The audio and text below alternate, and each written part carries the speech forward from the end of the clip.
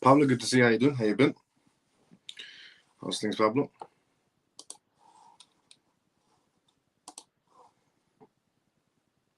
Pure, good to see you as well. Evening, how you doing?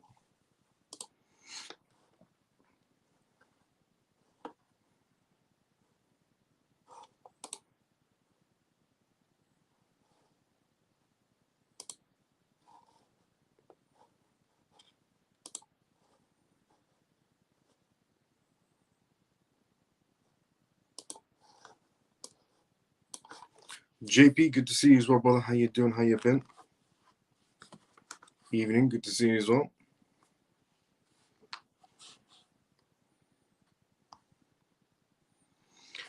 Hello, Miles. I've not been on here for a while, busy with work, but I've been watching the replays. How's it going? T, good to see you as well. How you been? Things are going well. How's work, T? Hoping everything's good.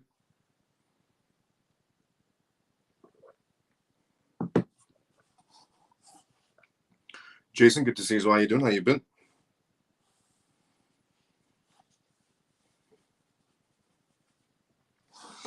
I think due to the time difference as well in the US, some users, some CMF members might still not know we're going to time change because the US is ahead 1 hour. Since JP told me yesterday. Evening, Miles. Lee, good to see you as well. How you doing? How you been? Yeah, all good. Thanks, Miles. Let's go, T. So, there's been a lot of things that's been happening essentially today, which is a positive for the crypto space, to be fairly honest. One of them being the whole situation of Russia and Ukraine, which is completely came to a peace talks, about 30-day pause, which is why the crypto markets responded in a positive way.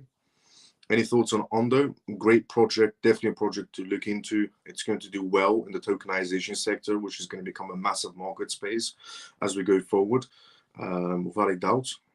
Good evening, Miles at CMF. Bull XRP, good to see you. How you doing? How you been? But yeah, Ondo is a great project, without a doubt. Hi, Miles at CMF. Dennis, good to see you. How you doing? How you been? Bull XRP, good to see you. How you doing? How you been? Good evening, Miles and CMF. How are you, brother? I'm doing great. Cali, good to see you. How you doing? How you been? It's good to see also that X is working today because we had difficulties with X due to the hacking situation yesterday. We're all good today, which is good. Evening, Miles of CMF, good to see you as well. M, how you been? How's things? Okay, let's do intro, disclaimer, and then essentially give you a gist of what we're going to be going through on tonight's live, the breakdown of what we're going to be talking about on tonight's live. So, welcome to the CMF Live. If you're watching this for the first time, the CMF stands for Crypto Mouse Family. My name is Miles. I host this live that you're watching right now, and this is episode 278 of the CMF Live. In this live, Monday to Friday, I talk about the most recent things that's happening around the world in terms of cryptocurrency news, CBDC news, AI news, politics, and regulations. We also do Q&As on this live as well, which means if you do have any questions, put it down inside the comment section. I'll be more than happy to answer any questions you may have. And the disclaimer of this live, as always, is not financial advice, not political advice, and whatever I say is only for entertainment purposes. So, welcome to the CMF Live. Welcome to the CMF Live. If you're watching this for the first time ever, and if you're a CMF member, let's go. Now, on tonight's live, there's a lot of things we're going to be discussing in terms of the Ukraine situation slowing down. We're going to be talking about the tariff situations that's building up. And there's the aspect of one side of the market space is coming to a halt, which is a good thing regarding the Ukraine war situation. But then the other side of the market space, we have tariff situations going on still, which I explained yesterday regarding tariffs. Again, it's not a bad thing. It's just something that needs to happen and we get over and done with. But there's a lot more tariff news to talk about on tonight's live. That's all going to be impact the market space as we move forward along. What's up, Miles? Was the CMF? Good to see you as well. Kerry, how you doing? How you been? Morning, Miles, the CMF. Solomon, good to see you as well. How you doing? How you been? G, good to see you as well. How you doing? How you been? Evening, Miles, the CMF. Manny, good to see you as well. How you doing? How you been? Hi, Miles, good to see you again. Artistic, good to see you as well. How you doing? How you been? What's up, Miles? What's up, CMF? Kerry, let's go. Free and forever. Good evening, Miles and CMF. Good to see you as well. How you doing? How you been? By the way, if you haven't already, if you have, thank you so much. But if you haven't already, retweet this. So if you watch this on X, retweet, like, comment, and share. Also, like each other's comments. Hashtag the XRP Army on this live as well on X. If you watch this from X CMF members, if you watch this on YouTube, also like the live, put a comment outside as well. Now, On tonight's live, these are the topics we're going to be discussing, essentially. We're going to be discussing the crypto market challenges that's going on and which way the market space is going to be going as we move ahead. Then we're going to be talking about essentially regarding the stock market and Trump and the crypto markets and so on. Then we're also going to be discussing matters on tonight's live regarding the Ukraine situation that's came to a pause. We're also going to be talking about on tonight's live regarding the matters of Texas lawmakers in terms of their Bitcoin essentially streak portfolio. American states, about 21 American states have all applied for some sort of a Bitcoin reserve or crypto stockpile. And Texas has came out with a new clause within their Bitcoin essential crypto portfolio. We're also going to be discussing on tonight's live regarding the groundbreaking news that's coming out regarding the SEC essentially acknowledging Grayscale's HBAR essentially ETFs. We can discuss that on tonight's live as well. We're also going to be talking about Deutsche Börse that's going to be launching custody services for institutional clients in the EU, which is incredible. We're going to be talking about on tonight's live regarding Katzoff Fingot, essentially Katzoff Fingot, who's essentially tapping into the banking systems and copper for custody and $2 billion market space for Bitcoin leveraged businesses. We're also going to be discussing matters on tonight's live regarding over 50 banks in the EU that provide crypto-related services while the US firms are still struggling, but we're getting there in terms of regulations inside the US. We're also going to be discussing on tonight's live regarding the matters of Franklin Templeton and XRP ETFs. We're going to be discussing on tonight's live regarding Ripple winning another thing regarding Ripple moving ahead. We're also going to be discussing on tonight's live regarding the Bank of England and one particular crypto asset or one particular blockchain company. So those are the news topics we're going to be discussing on tonight's live. Essentially, it's all about banking news, tariff news, Ukraine situation, and the market impacts that's going to be happening, and some deadlines that's coming up also. Now, the first news we're going to be discussing on tonight's live is regarding the crypto market facing challenges and tariffs and inflation data that's also going to be coming out and everything else to do with it. So here it is. Crypto market faces challenges as tariffs and inflation data looms. Cryptocurrencies have once again fallen essentially due to the announcements regarding additional customs and tariffs, only to see a reversal of this decline shortly after. As Trump and the opposing essentially side retreated, however, essentially it has had some downturns truly essentially reversed, and recession concerns are essentially disappearing, you could say, and the dull period continues for cryptocurrencies investors as they await for the upcoming US inflation data. So regarding the tariff situation that pulled down the market, then we had the Ukraine situation pulled up the market, and then next we have data news coming out, which could make the market go either way in terms of inflation data. That's coming out very soon. At the moment, essentially, regarding this article that came out, was the beginning prepared as an advisor to Trump announced that it previously revealed 50% additional tariffs on steel and aluminium imposed essentially on Canada has been postponed. That was a positive for the crypto space as well. Tariffs may be implemented based on final agreements by April 2nd. Trump is making numerous essentially statements to maintain a strong position inside the market space and to get control back for the United States. Just hours ago, he stated essentially that Canada will become our 51st state once again, and now we are imposing a 50% tariff on them. The current situation reveals essentially the contradicts in Trump's statements, which seems to have a significant impact on the markets while creating chaos inside the risk markets, which, again, I'm all for it. Tariffs need to happen. I'm in favor of Trump doing this as well. And I said this yesterday as well on this live, that what Trump is trying to achieve is not ruin the market space or ruin the crypto market space. Trump is trying to fix the American market space and fix the crypto space at the same time. Although it might seem like he's doing the opposite to a lot of people inside the market space, a lot of people are complaining that Trump is ruining their crypto portfolios, he's ruining their stock portfolios and so on, but he's actually not in reality. It's short-term volatility for long-term prosperity is what he's trying to achieve, and he's going to achieve it. Essentially, March 12, the US essentially CPI data will be revealed. So March 12, keep that in your calendars because it's going to impact the market space, the crypto market space and the stock market. If the data comes out, bad in terms of inflation, then the crypto markets will be doing well. If the data comes out inflation being essentially sustained, then the crypto markets wouldn't react as much in a bad way, but they wouldn't be reacting in a good way either. With reports indicating that tariffs have already started reflecting in the product prices, if the data is encouraging aimed concerns that policies may lead to increased inflation, it might alleviate some fears. Indeed, Trump had previously mentioned that the declining egg prices would lead to lower inflation. A 0.3% increase is expected for the February data to be coming out, and targeting core inflation, which essentially excludes volatile items like food and energy.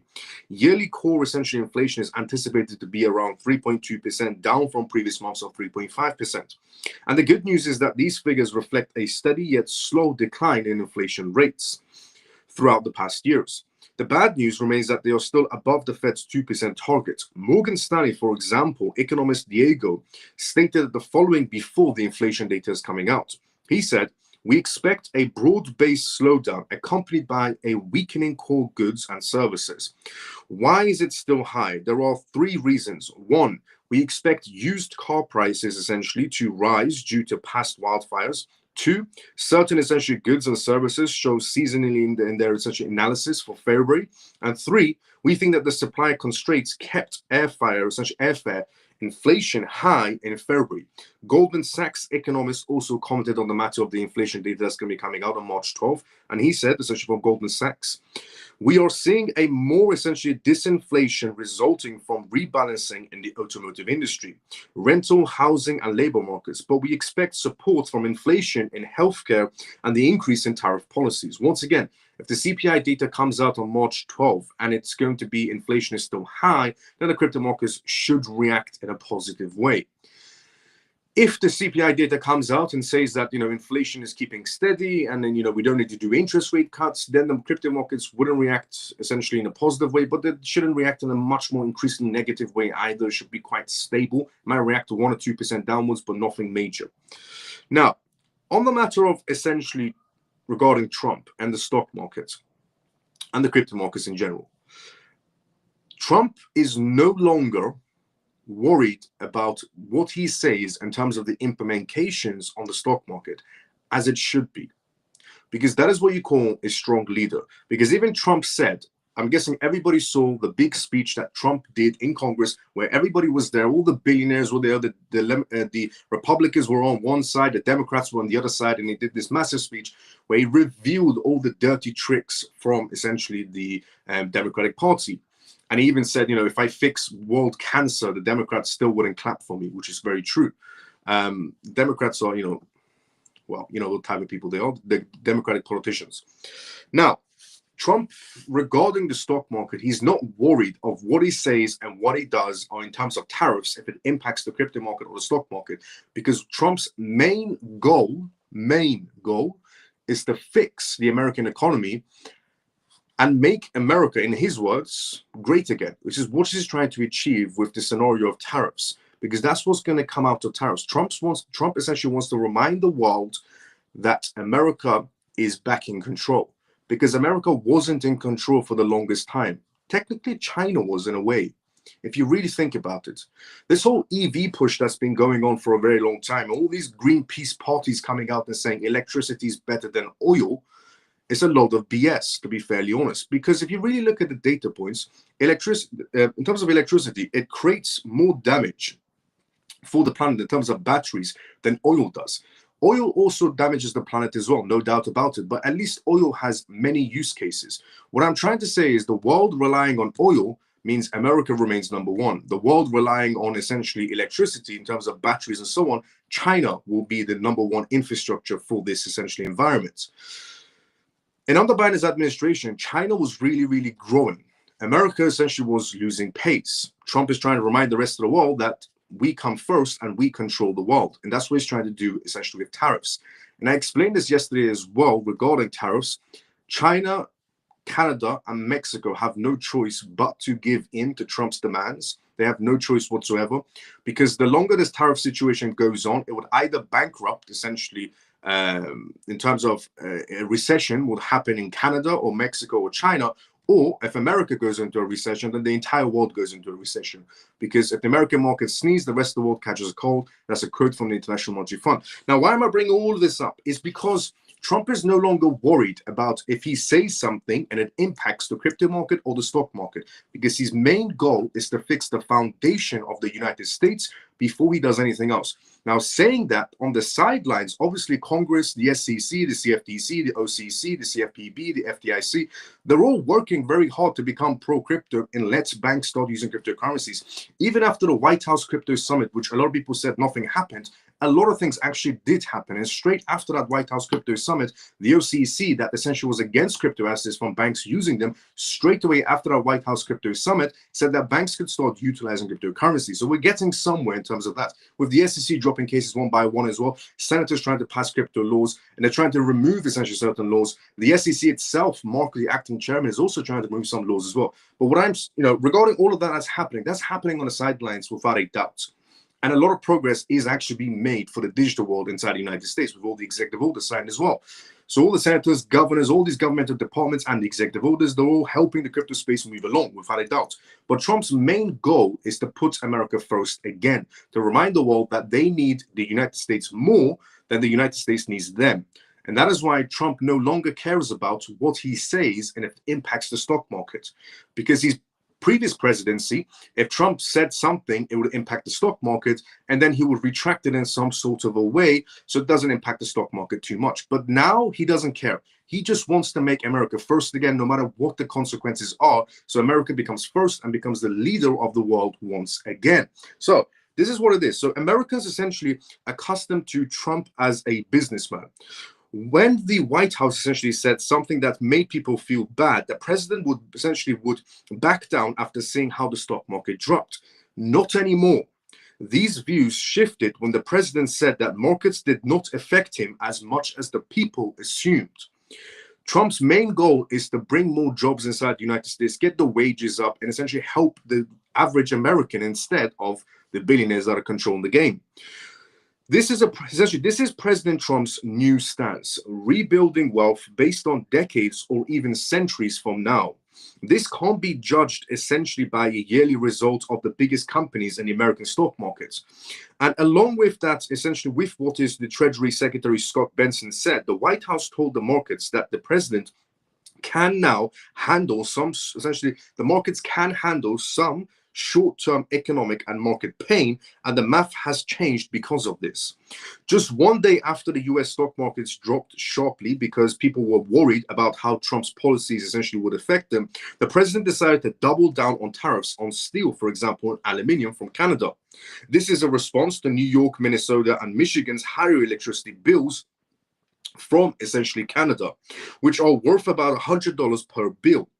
Ontario, essentially Premier Doug Ford, said that electricity going to the US would cost 25% more and threatened to cut off the supply for the United States.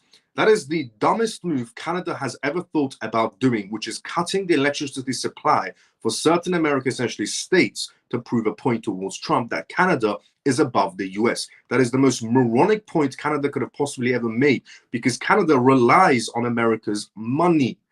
And if Trump decides to cut the plug and Canada receives zero from the United States, who's going to go into a recession first, the US or Canada? Canada is going to go into recession. And regarding the electricity that Canada is providing to the United States, even Trump said himself, what kind of a moronic president, he's talking about Biden, what kind of a moronic president relies on another country to supply electricity to his country when his own country can, and without a doubt, provide electricity for those particular states?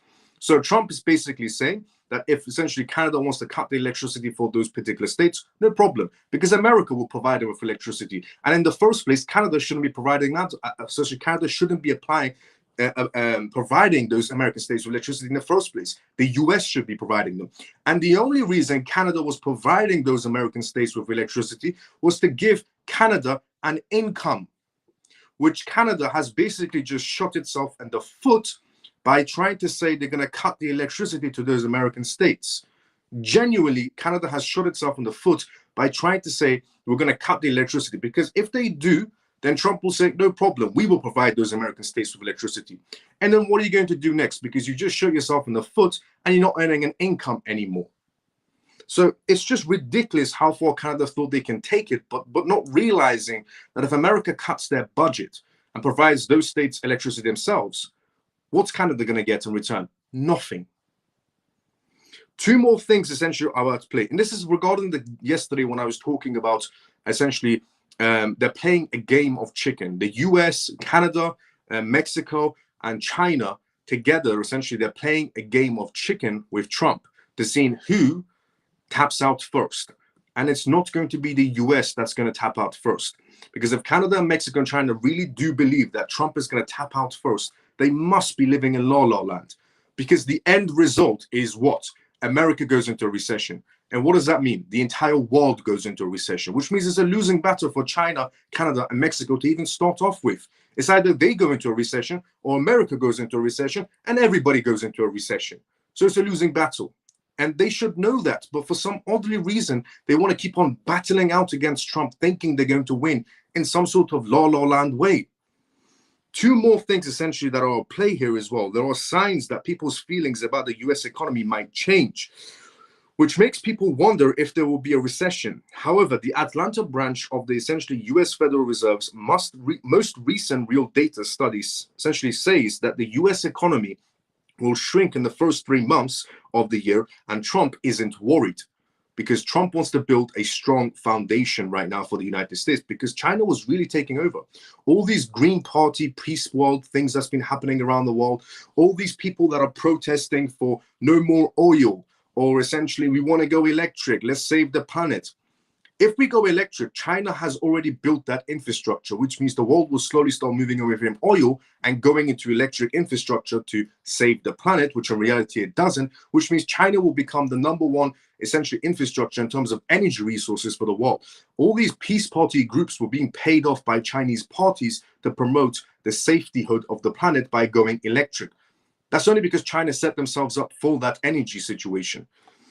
One of the weapons that Trump is using to scare off other nations is uncertainty. He gives directives, then pauses them for a while, then doubles down at some point. And Trump is doing this on purpose because then his enemies, essentially China, Canada, Mexico, won't know when they're going to be hit essentially with more tariffs or extended tariffs.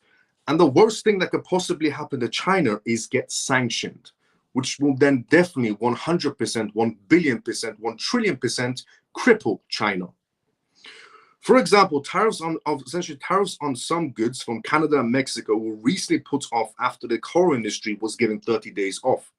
But he still essentially plans to impose essentially tariffs starting on April 2nd. This, however, essentially helped warm things up a bit with Canada, though people are still very angry and unsure about the trade war. If any American citizens are unsure about the trade war or the tariff situation that Trump is trying to do, he's doing it for the benefit of the American citizens, and most people can't realize that. However, after imposing $21 billion in tariffs, the US goods, as a response, the government said it would not proceed with its second wave of $87 billion in duties. China responded to Trump's tariffs by putting an extra 15% tax, essentially on chicken, pork, soybeans, and beef, which are all inputs of American farm goods. Stocks essentially went down on Monday, essentially because of the raising trade tensions, and investors are worried about how Trump's trade wars could hurt the American economy. All of this obviously essentially comes into the stock market and impacts the stock market and the crypto markets. Trump decided to double down on the tax on Chinese goods as well, on essentially to 20%, which led to Chinese tariffs. Before the taxes, China's Commerce Ministry said that the goods already in transit would not be affected by them until April 12th. Now, it seems like Trump is using uncertainty essentially intentionally because some very important parts of the US government aren't sure what the White House is even up to. Trump is keeping it all hush-hush.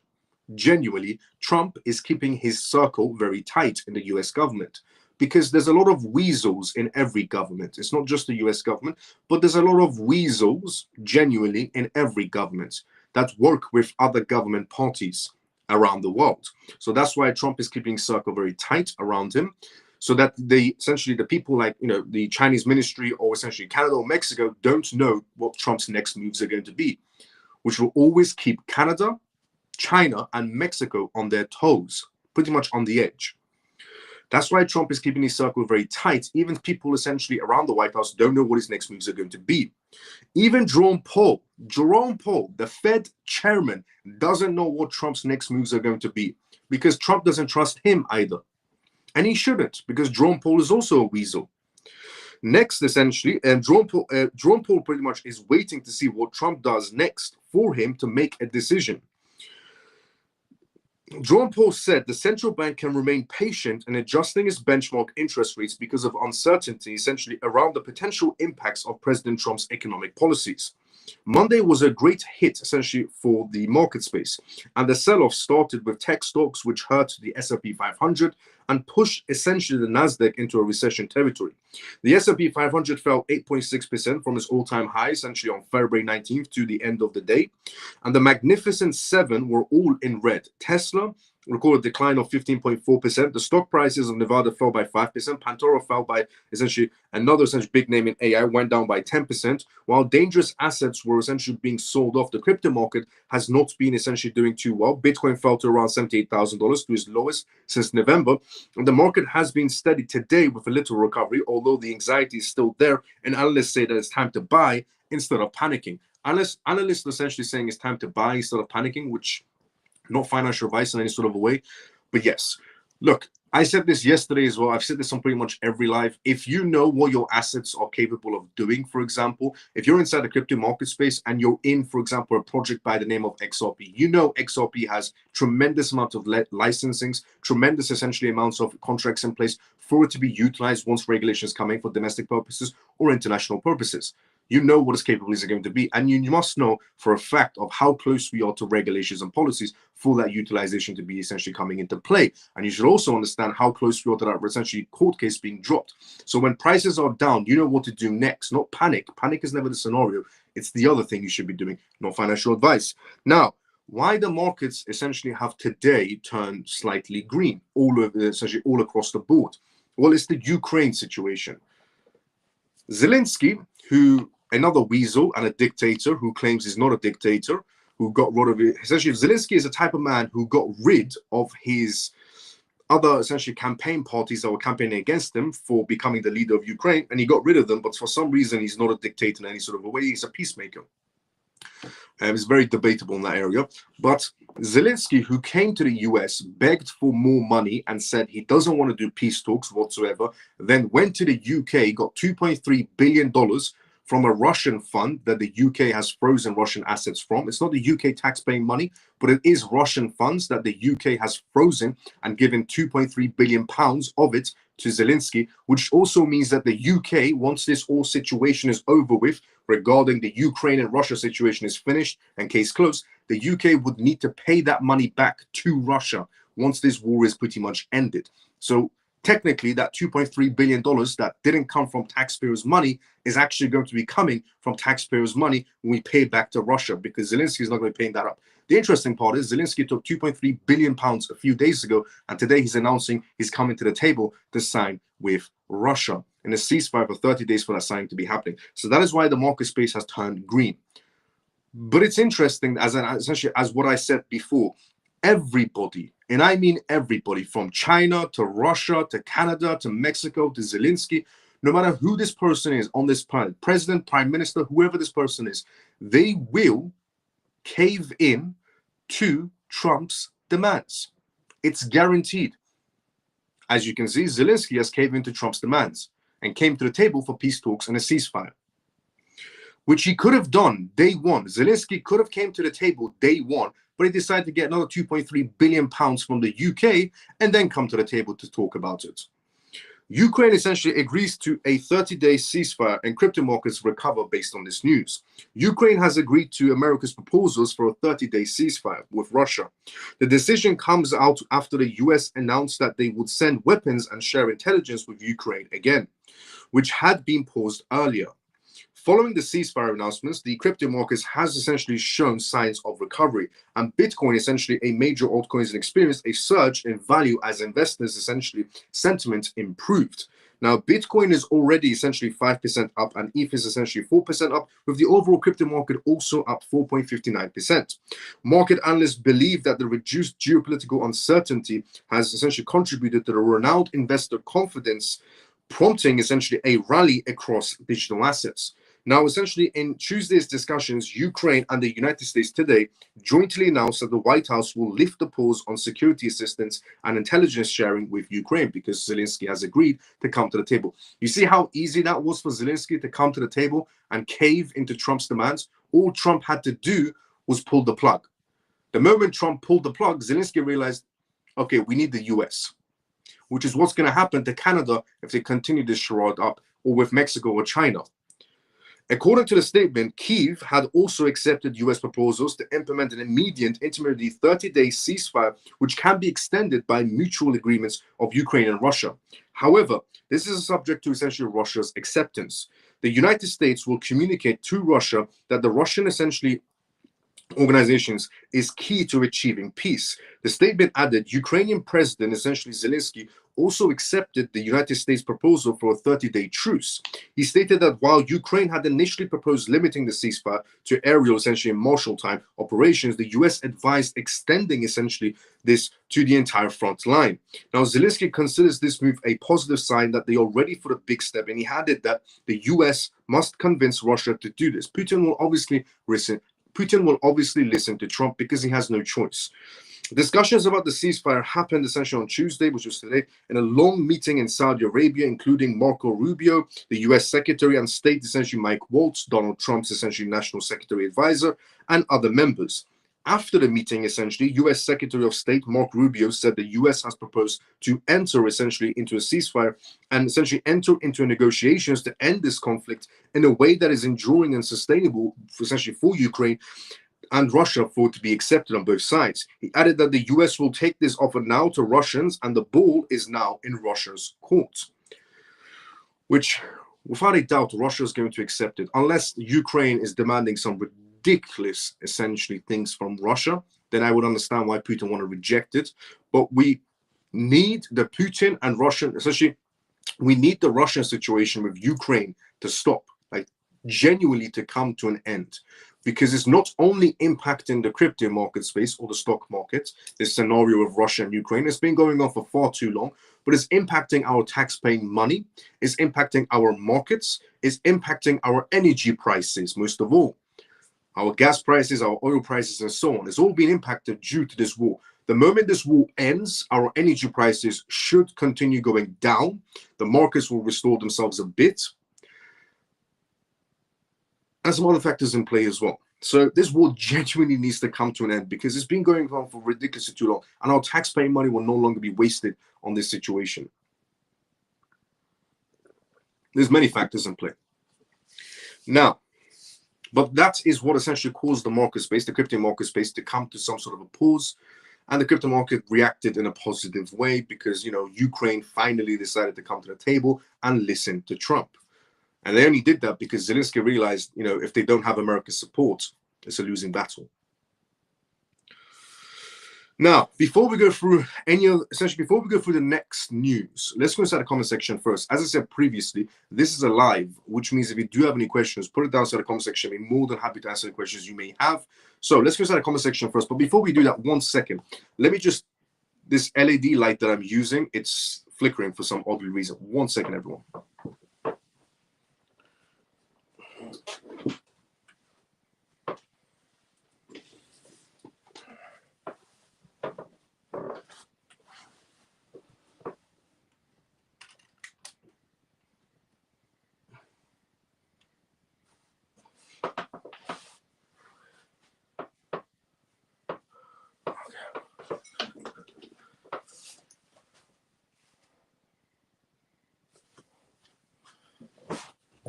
Sorry about that. Okay. The plug was a bit loose. Now, let's go inside the comment section first before we go through the next news.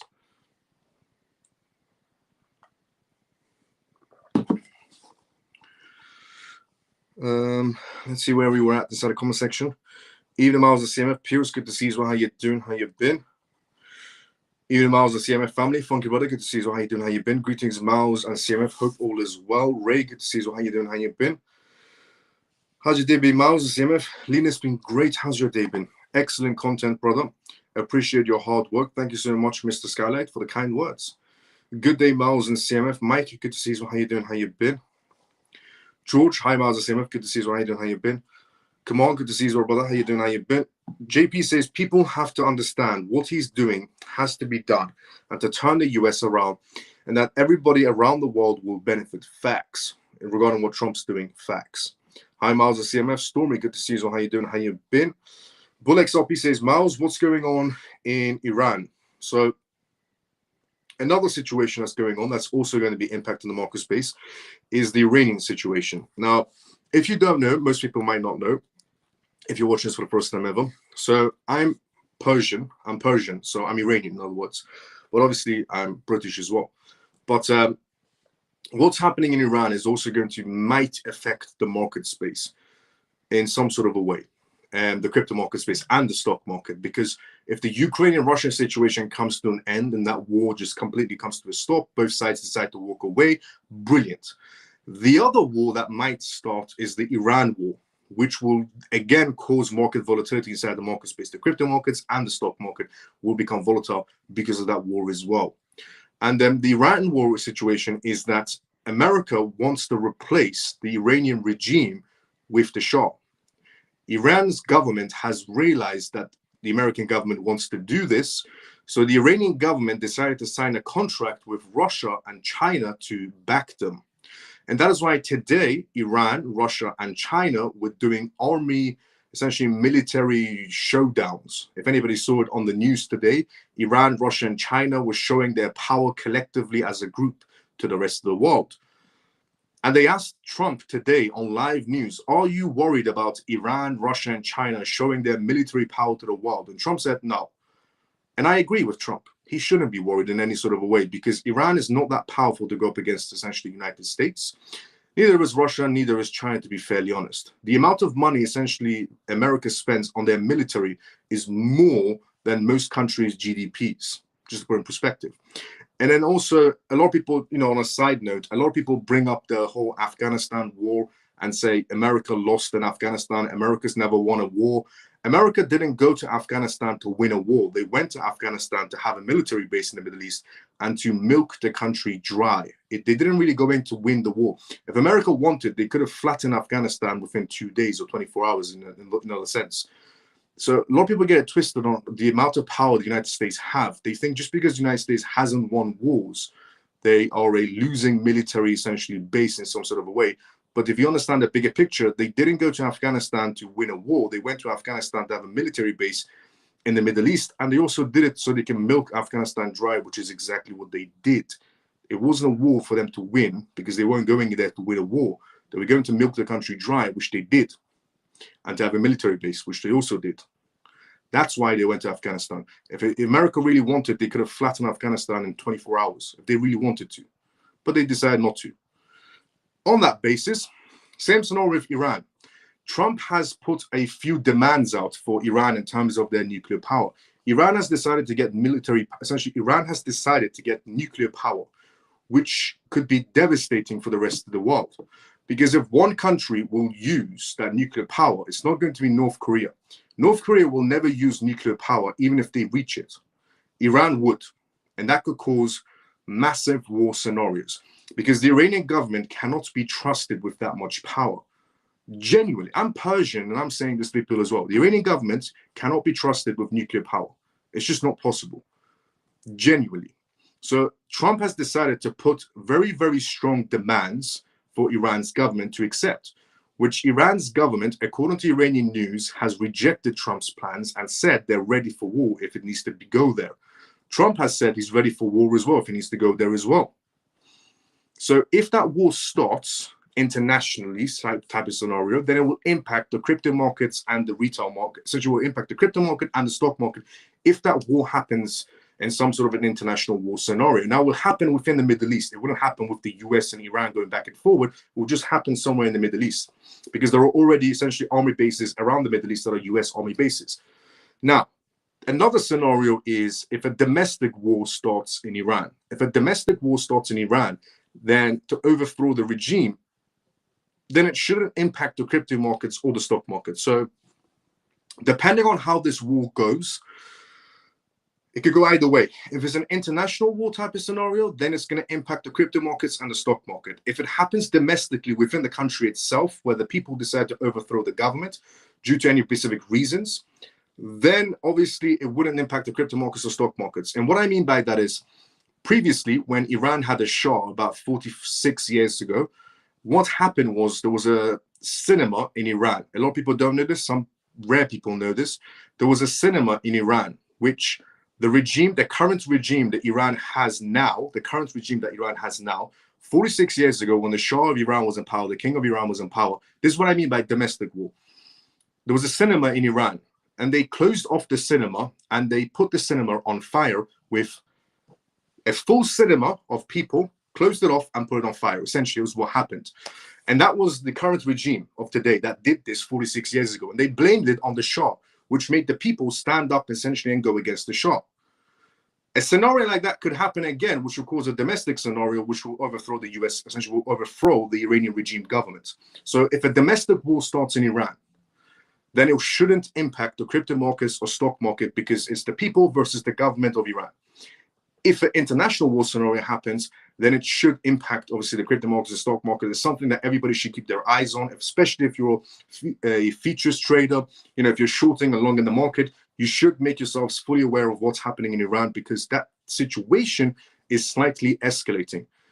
And the only reason Iran signed a contract today with Russia and China, decided to show its authority to the world, where Iran, China, Russia today were showing their military power together collectively, it was a sign of the Iranian regime saying to Trump, we're not going to back down and leave Iran, and you're not going to replace us with the Shah.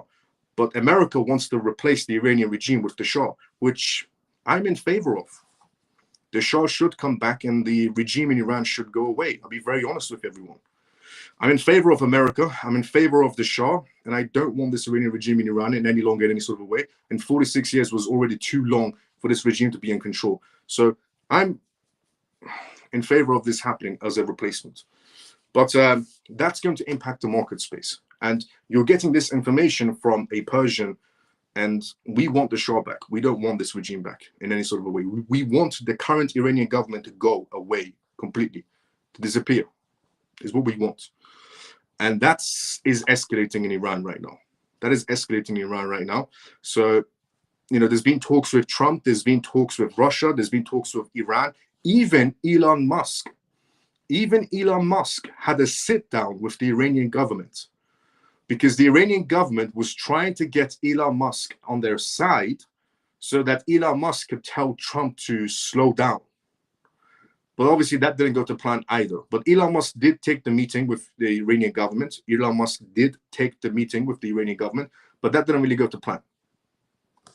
But the Iranian government is trying their best on every sort of angle and possibility to not get removed. But America, or Trump in this case, wants the Iranian government removed, which I'm in favor of 100%. So that's what's happening in Iran. Iran is signing contracts with Russia and China. They show their military power today. Trump was asked on the live news today, are you worried about Iran, teaming up with China and Russia, showing their military power? Trump said, no, I'm not worried in any sort of a way. And if Iran doesn't come to the table and accepts my demands, then we're going to use military power.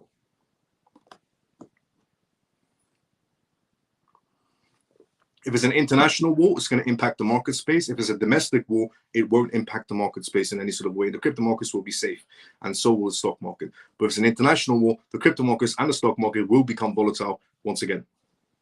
So Ukraine and Russia about to end, Iran about to start,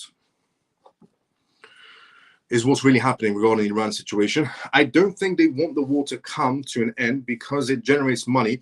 It distracts from the real world truth, is corruption and trafficking that's going on.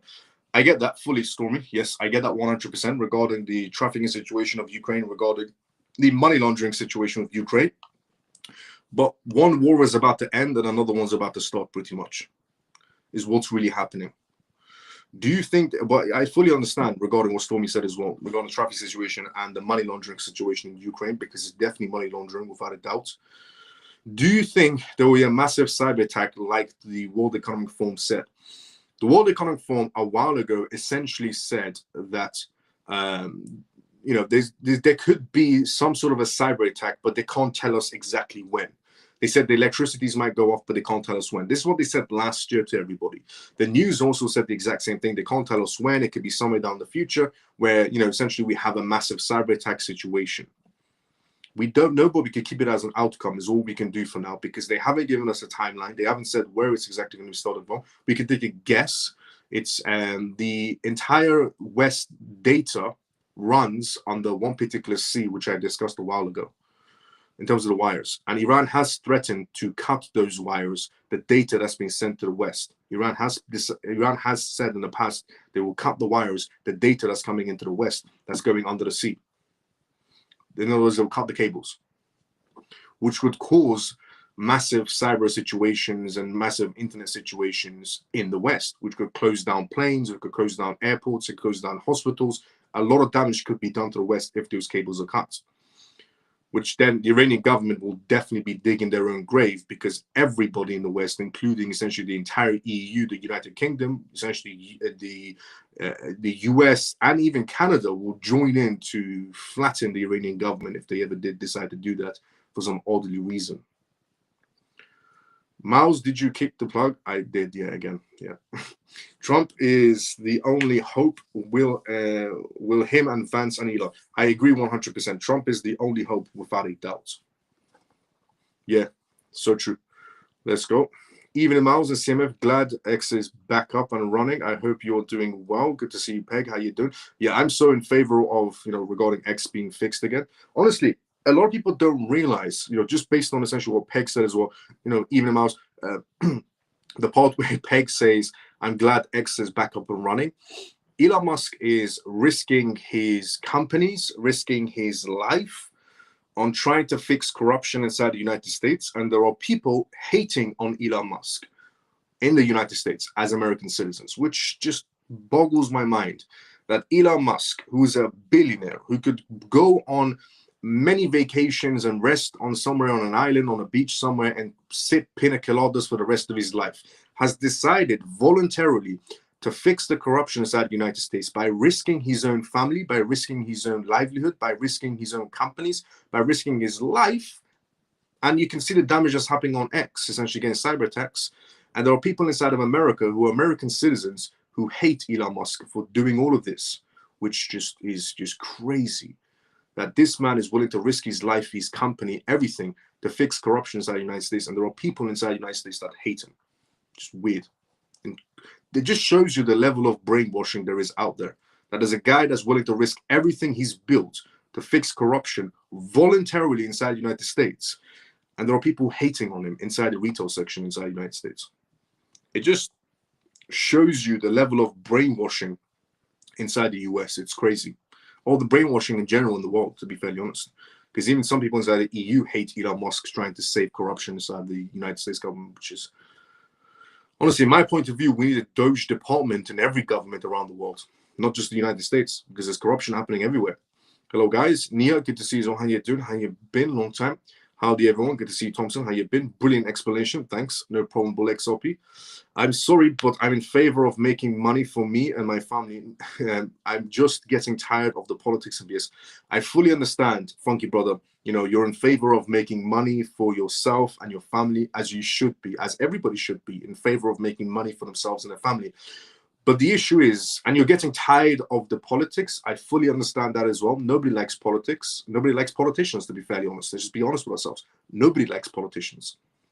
There's not a single person, out there that could say, I like, politicians. Nobody will ever say that, essentially. Well, liberal Democrats might say, they like politicians.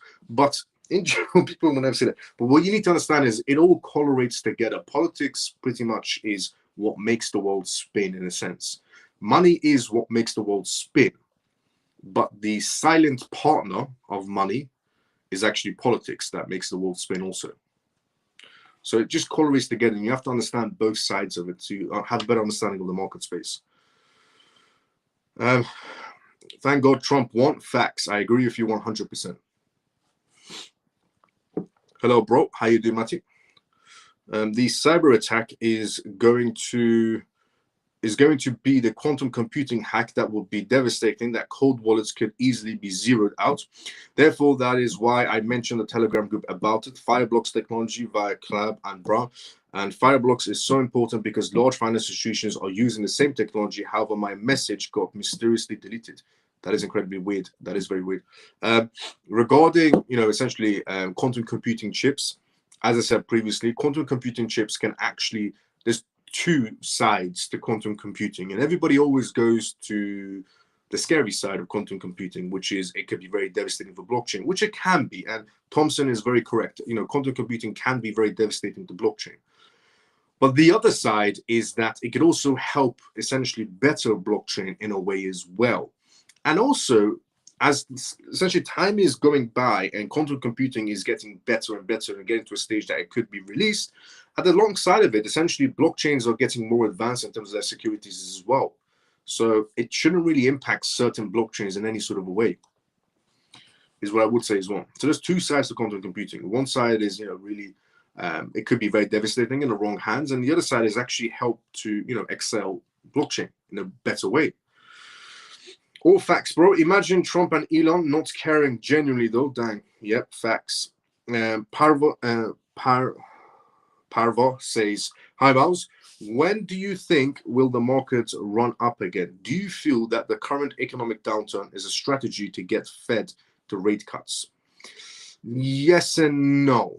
So Trump essentially putting pressure on the market space could have, two birds, one stone type of effect. One, to put America, essentially on a strong foundation once again, and make America not just the powerhouse in terms of the fiat currency, but also the powerhouse of the world in terms of manufacturing infrastructure, because the manufacturing infrastructure has definitely been pushed towards China for over a decade now or longer.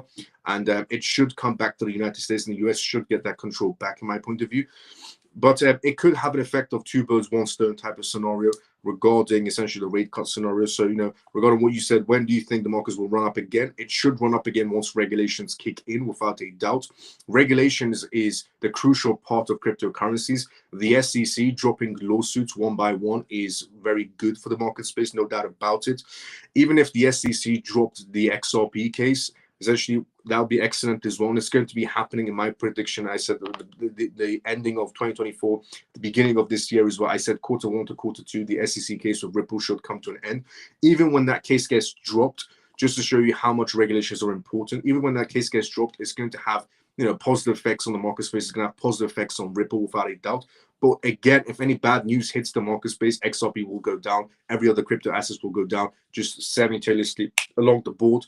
And the reason for that is because we don't have regulations. So the quicker we get regulations, the faster we can move on to utility, which then certain crypto assets wouldn't be impacted by market conditions. So, for example, if XRP is being utilized 24/7 as a medium of payments around the world, then essentially the market gets hit by some sort of tariff situations, or essentially the market gets hit by some sort of essentially inflation data reports coming out, or so on. It wouldn't really impact XRP if regulations are in place and it's being utilized around the world in terms of international payments. So it's regulations that's going to make every crypto asset that has utility purposes or contracts or licensing in place to decouple itself from Bitcoin and go to utility. And then less manipulation will essentially, manipulation shouldn't or won't affect essentially those particular crypto assets due to their utility purposes. But if there's a crypto asset out there that has no utility purposes, then obviously it's going to be impacted by the market space in terms of inflations or any of the data reports that do come out.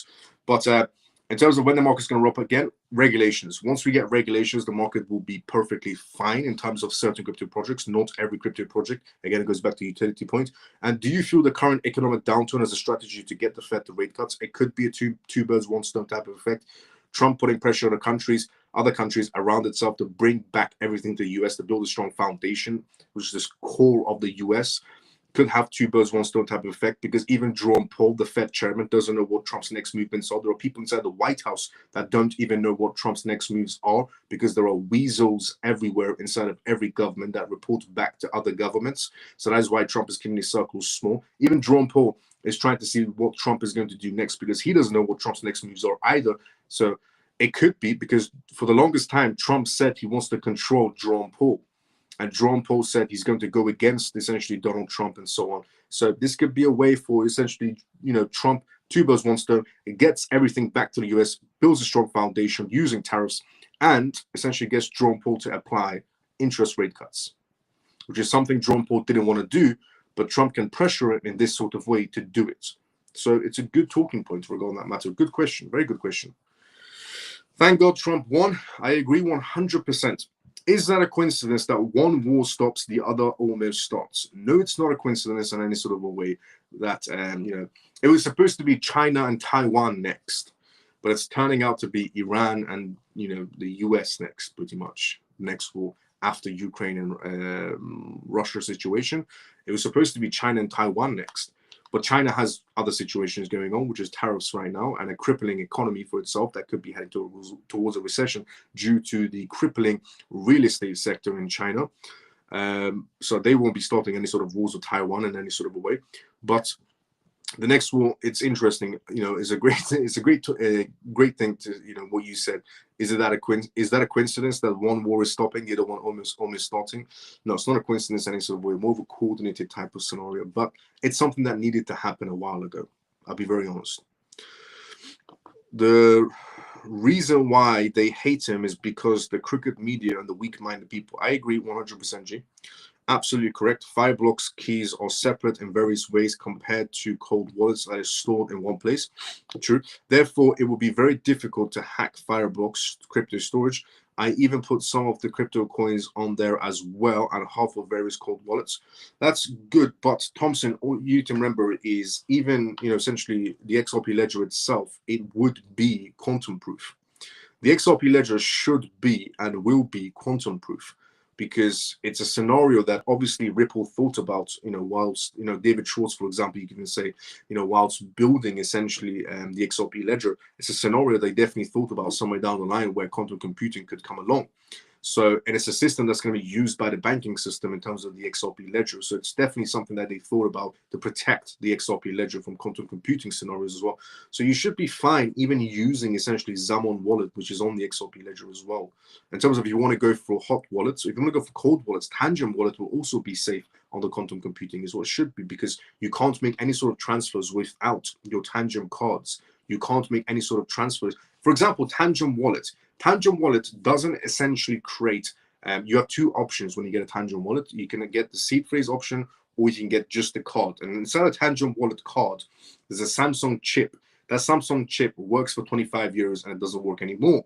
So that could also be quantum proof as well in a way, because your wallets don't have seed phrases essentially, and that card needs to be there for any transaction purposes, for any transfers or anything like that. So cold storage companies have also thought about that as well. So Tangent would be safe under essentially a quantum computing chip, and so would the XRP ledger, because due to what they built it for, which is essentially the banking infrastructure, they definitely thought about quantum computing. Otherwise, they wouldn't be implementing in the banking infrastructure in any sort of a way. So it should be safe as well on Tangent wallets. So if you want to, go towards Fireblocks and so on, why not? You want to look into it and read about it. But you should also be safe on Tangent, without a doubt. Because quantum computing has definitely been taken out of proportion. I'll be very honest. Quantum computing has definitely been taken out of proportion. Yes, it's incredible technology.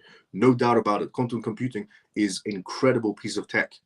Microsoft is working on their own chip. Google is working on their own chip. And many other essentially American companies and essentially foreign companies are working on their own alternative quantum computing chips. And it's an incredible piece of tech. No doubt about it.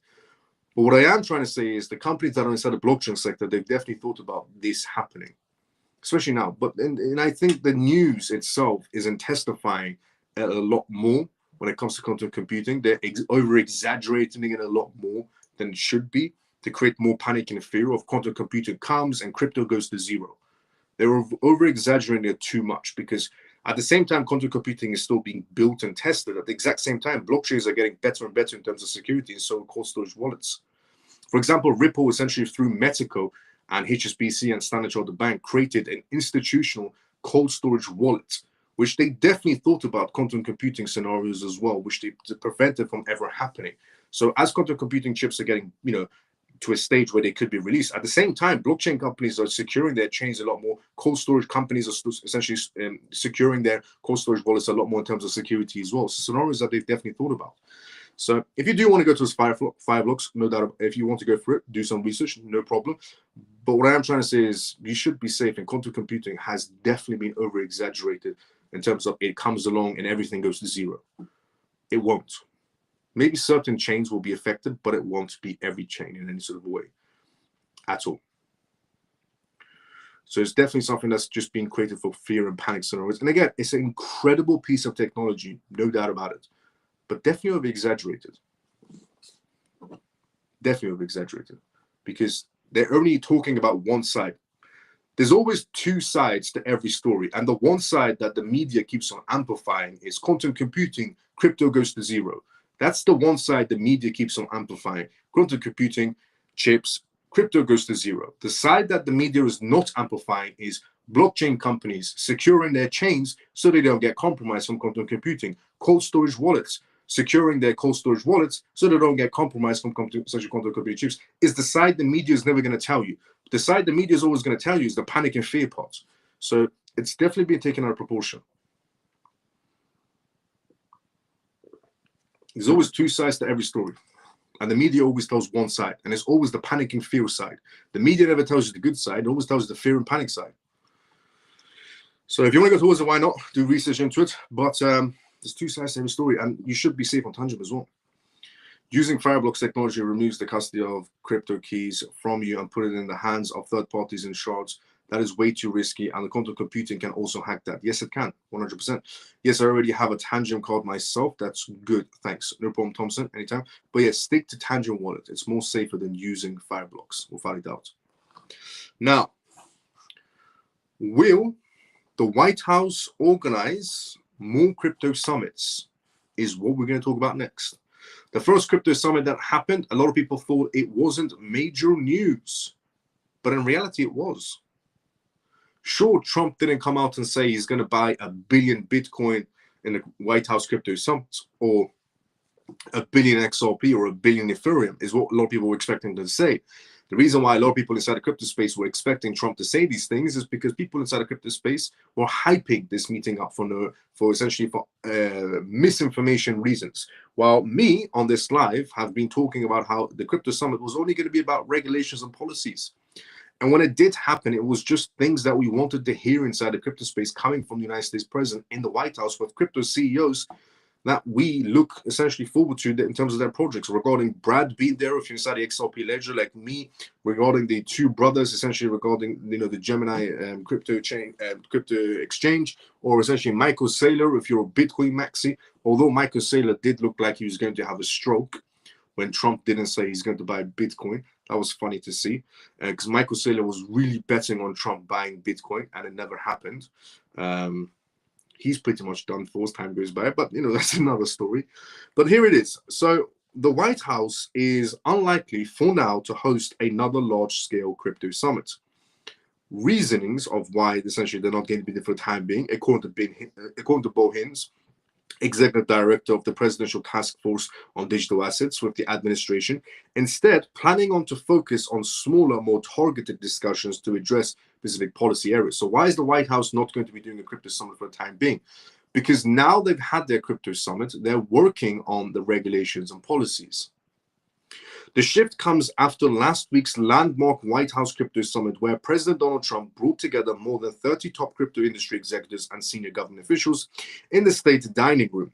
The event quickly became a sought-after event in crypto circles, essentially promoting organizers to expand their seating areas to accommodate the high-profile attendees, as the administration continues to evaluate essentially further engagements with the industry leaders. And Bohin suggested the smaller sub-sectoral essentially summits would allow for the deeper discussions on pressing regulatory issues.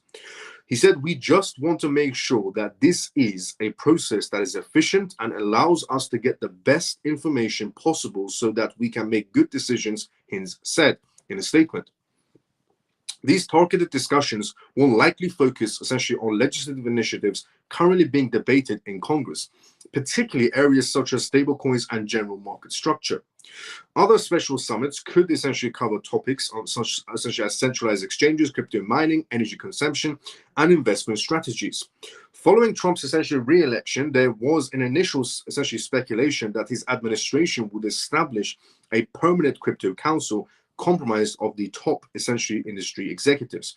But the plans changed in January when the White House essentially instead established a digital asset working group comprised of administrations and officials, essentially including Treasury Secretary Scott Benson, Commerce Secretary Howard Lutnick, and artificial intelligence and crypto essentially chief David Sachs.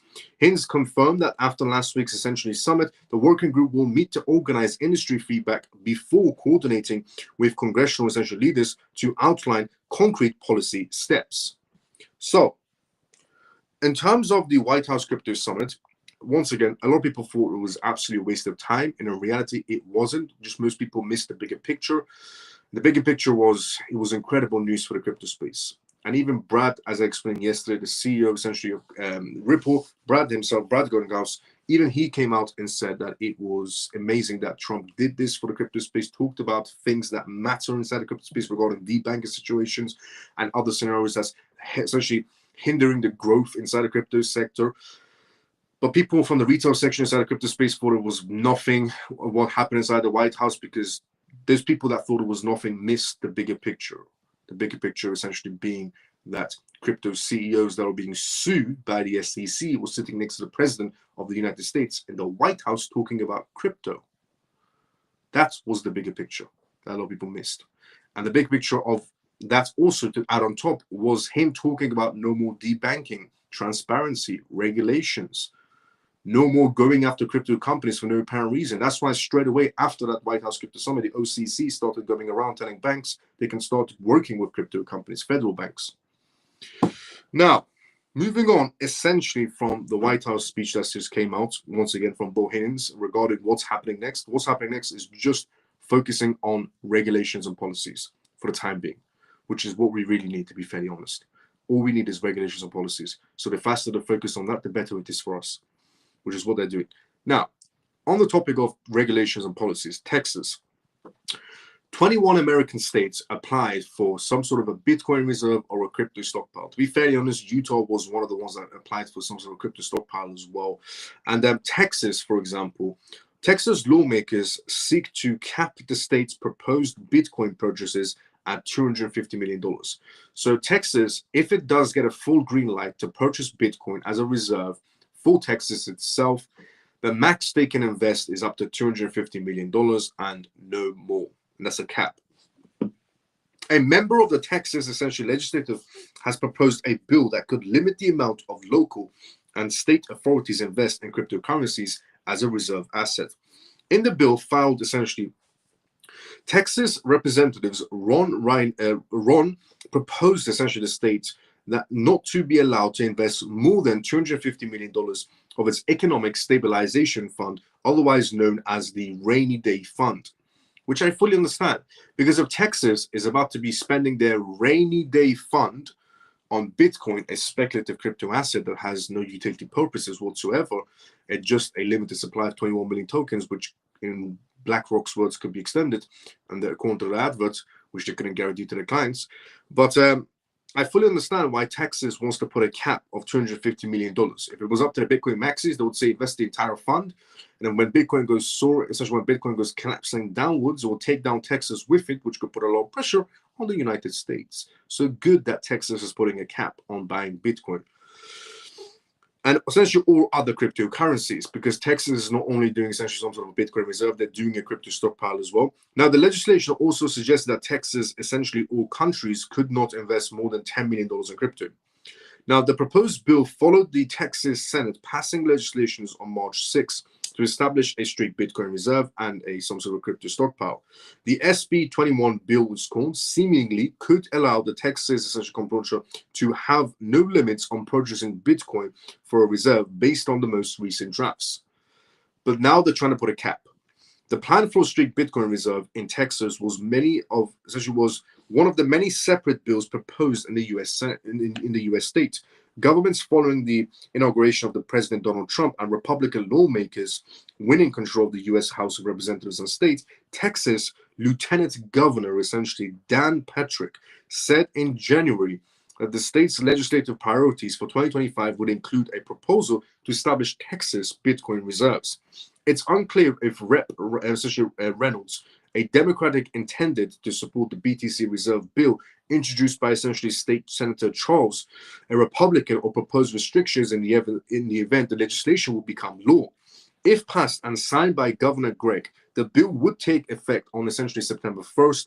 And Cointelegraph reached out to the rep, office for a comment, but they did not receive a response at the time of publication. Though Trump signed an executive order essentially on March 7th to create that federal straight Bitcoin reserve and a digital asset stockpile, many legal experts have questioned the US president's authority to enact specific policies through the EO's executive orders. Wyoming Senator essentially Cynthia Luminis also, to add something on top of that, Senator Cynthia Luminis once again has came out with the Bitcoin Act. So since Trump essentially signed that essentially crypto reserve stockpile and the Bitcoin reserve, and didn't buy any Bitcoin with taxpaying money, which is good that he didn't do that, because and instead decided to get the money from somewhere else. Because you know what the headlines were going to be. You know, Trump spends America's taxpaying money on imaginary money is what the headlines were going to be. You know, all the crypto haters, for example. You know, CNN, for example, made a piece about Bitcoin and cryptocurrencies, and they compared essentially cryptocurrencies to beanie heads and so on. You know how CNN thinks. If you've ever watched CNN in your entire life, you would understand what I'm saying right now. Every time I watch, not going to get into that conversation, but essentially, Senator Cynthia Luminis once again decided to introduce the Bitcoin Act, which is America buying 5% supply of Bitcoin using America's gold. So America sells off actual gold to buy 5% supply of Bitcoin, which, according to Bitcoin maxis, that's incredible and should happen. In reality, it shouldn't. And it's good that it isn't, because I know the Bitcoin maxis, argument is, Bitcoin is better than gold in every way possible. But in reality, gold is better. If gold becomes tokenized, for example, then that's good, without a doubt. But the argument for Bitcoin maxis is gold is too difficult to transport. So that's the argument for Bitcoin maxis. Gold is difficult to transport. Yes, but if two countries go into war, gold holds its value. If two countries go into war, Bitcoin doesn't hold its value. It goes down. So, one's actually a risk-off asset. The other one pretends to be a risk-off asset. So there's a lot of scenarios on that matter. So in my point of view, they shouldn't be selling off gold to buy Bitcoin in any sort of way at all. Without a doubt. If gold becomes tokenized, why not? If gold becomes tokenized, for example, on the XRP ledger, that's great. And some people might say, well, I'm biased because I like XRP ledger or XRP or so on. Life's tough. Get used to it. But in general, I'll be very honest. What would be a better scenario? Gold getting tokenized on Bitcoin's network, which is slow, congested. They tried to do NFTs on the Bitcoin network, and it couldn't work out. It became more congested and more expensive and more slow, which is basically congested. So they couldn't even get NFTs on the Bitcoin network. So there's no way in hell they're going to get tokenized gold on the Bitcoin network. So obviously it has to go to the XRP ledger. It's just a better one. Let's just be honest with ourselves. But anyways, moving on from essentially Texas adding a cap of essentially $250 million. No more should be spent on Bitcoin. It hasn't got a full green light yet, but they're working towards some sort of a green light. And other crypto assets are going to be added into the stockpile as well. Obviously, as time goes by. But now, moving on essentially from that to talk about SEC acknowledging HBAR, Grayscale ETF spot filing, which is great, honestly. The Securities and Exchange Commission, SEC, has officially acknowledged Grayscale's investment filings for a spot HBAR ETF. This exciting news, first essentially reported by Cointelegraph on X, signals a significant step forward for Hedera and the broader cryptocurrency markets. When the SEC acknowledges a filing, it essentially confirms that they have received and registered the document. This is the initial but crucial step for the ETF, is obviously the approval afterwards.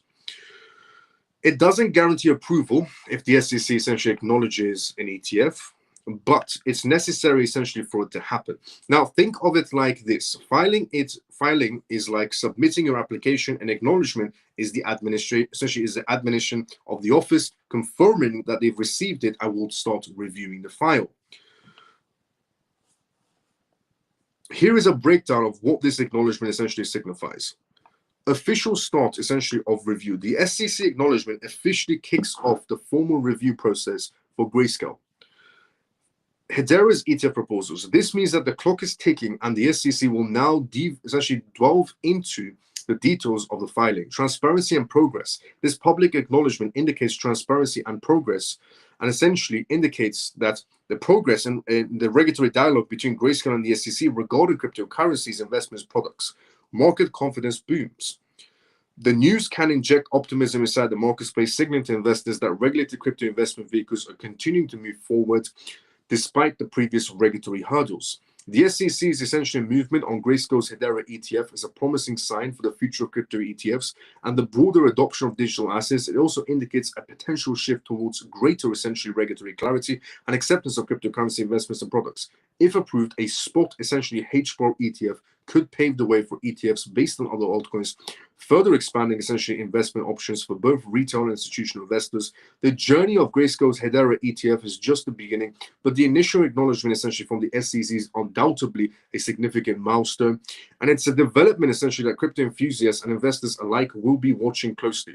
Will this be a breakthrough that opens essentially the floodgates for more diverse crypto ETFs? Only time essentially will tell, but the signs are the signs are definitely there for optimism.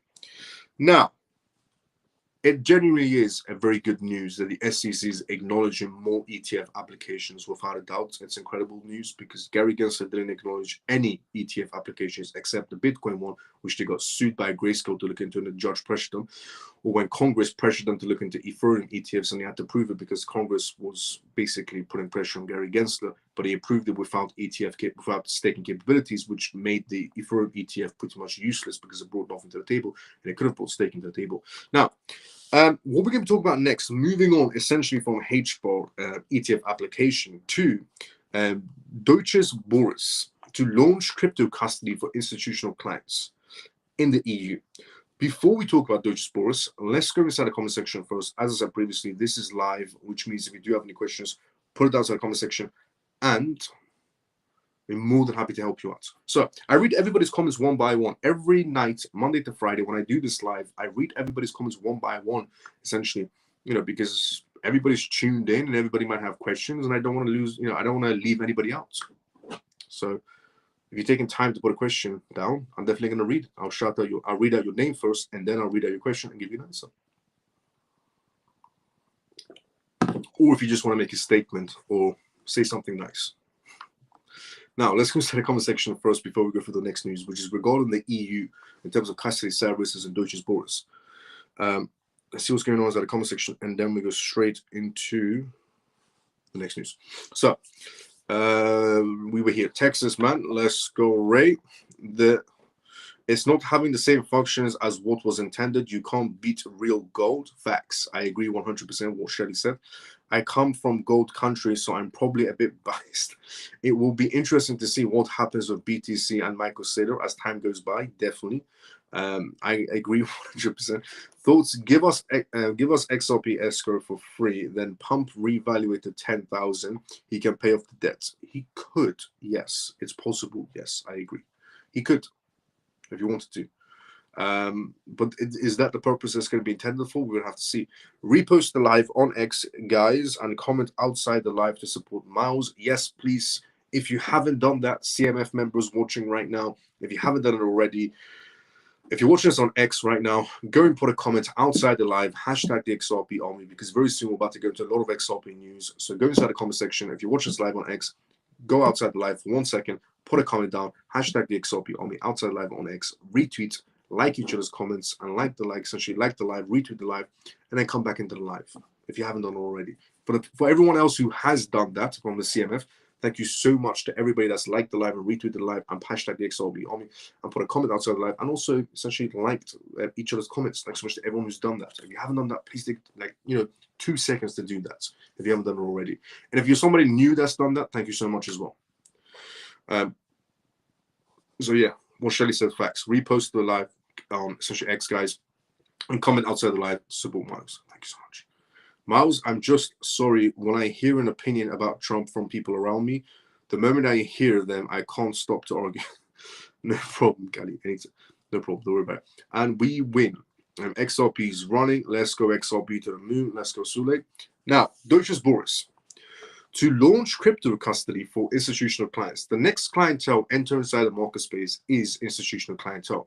And it's the words that came from essentially myself last year that said the next clientele entering the market space is going to be institutional clientele. And especially this year being the year of regulations and all the governmental departments, the SEC, the CFTC, the FDIC, the CFPB, the OCC, all these government departments are all pro-crypto. They're all telling essentially banks and institutions they can start slowly working on crypto companies for in domestic purposes, international purposes. Congress is trying to pass laws. SEC is trying to remove Gary Gensler's laws. So this is a year of regulations, no doubt about it, which also means it's the year of adoption and utility and institutions coming inside the market space. And then you have Morgan Stanley lining up to help blockchain companies go public. You have Wall Street who don't want to touch the crypto space with a 10-foot pole, helping blockchain companies go public. Bank of America's CEO saying inside the World Economic Forum this year that banks are ready to start utilizing crypto assets. Bank of America's executives also helping blockchain companies go public. And then you also have Citibank trying to launch some sort of a platform on par with essentially Coinbase and Binance crypto trading for their own client base and so on. So there's a lot of things happening inside the institutional sector with essentially the crypto sector, with the blockchain sector. And Deutsches Boris is, essentially getting ready for the next wave of clientele, which isn't retail anymore. It's actually institutional clientele due to the regulations in place. And the US isn't anymore with regulations, the MiCA regulations for the EU as well. So Clearstream, a subsidiary of Deutsches Boris, is entering the crypto industry. The company plans to launch a new custody service for institutional investors, which will facilitate their investments in the digital asset market space. This move marks a major step for Clearstream as it strengthens its position in the crypto market space. Earlier today, Clearstream essentially announced its plans to offer crypto custody essentially services. This move essentially is poised to strengthen its presence in the digital finance sector, essentially as a subsidiary of Deutsches Boris, Europe's third largest stock exchange. As announced, this service will initially support Bitcoin and Ethereum, and more cryptocurrencies will be added as well. Starting in April, institutional clients will have access to new services which provides custody and settlements for digital assets. Clearstream will rely on its essentially majority-owned subsidiary Crypto Finance to ensure secure handling to manage sub-custody operations. Crypto Finance will be playing essentially an important role in making this essentially expansion possible. The firm's secured markets in crypto assets MiCA framework license, which allows it to operate legally across Europe as well. This license strengthens Clearstream's essentially position as a digital asset in the digital asset space by ensuring regulatory compliance with the EU. The MiCA is set for rules for managing digital assets the same way across the European Union.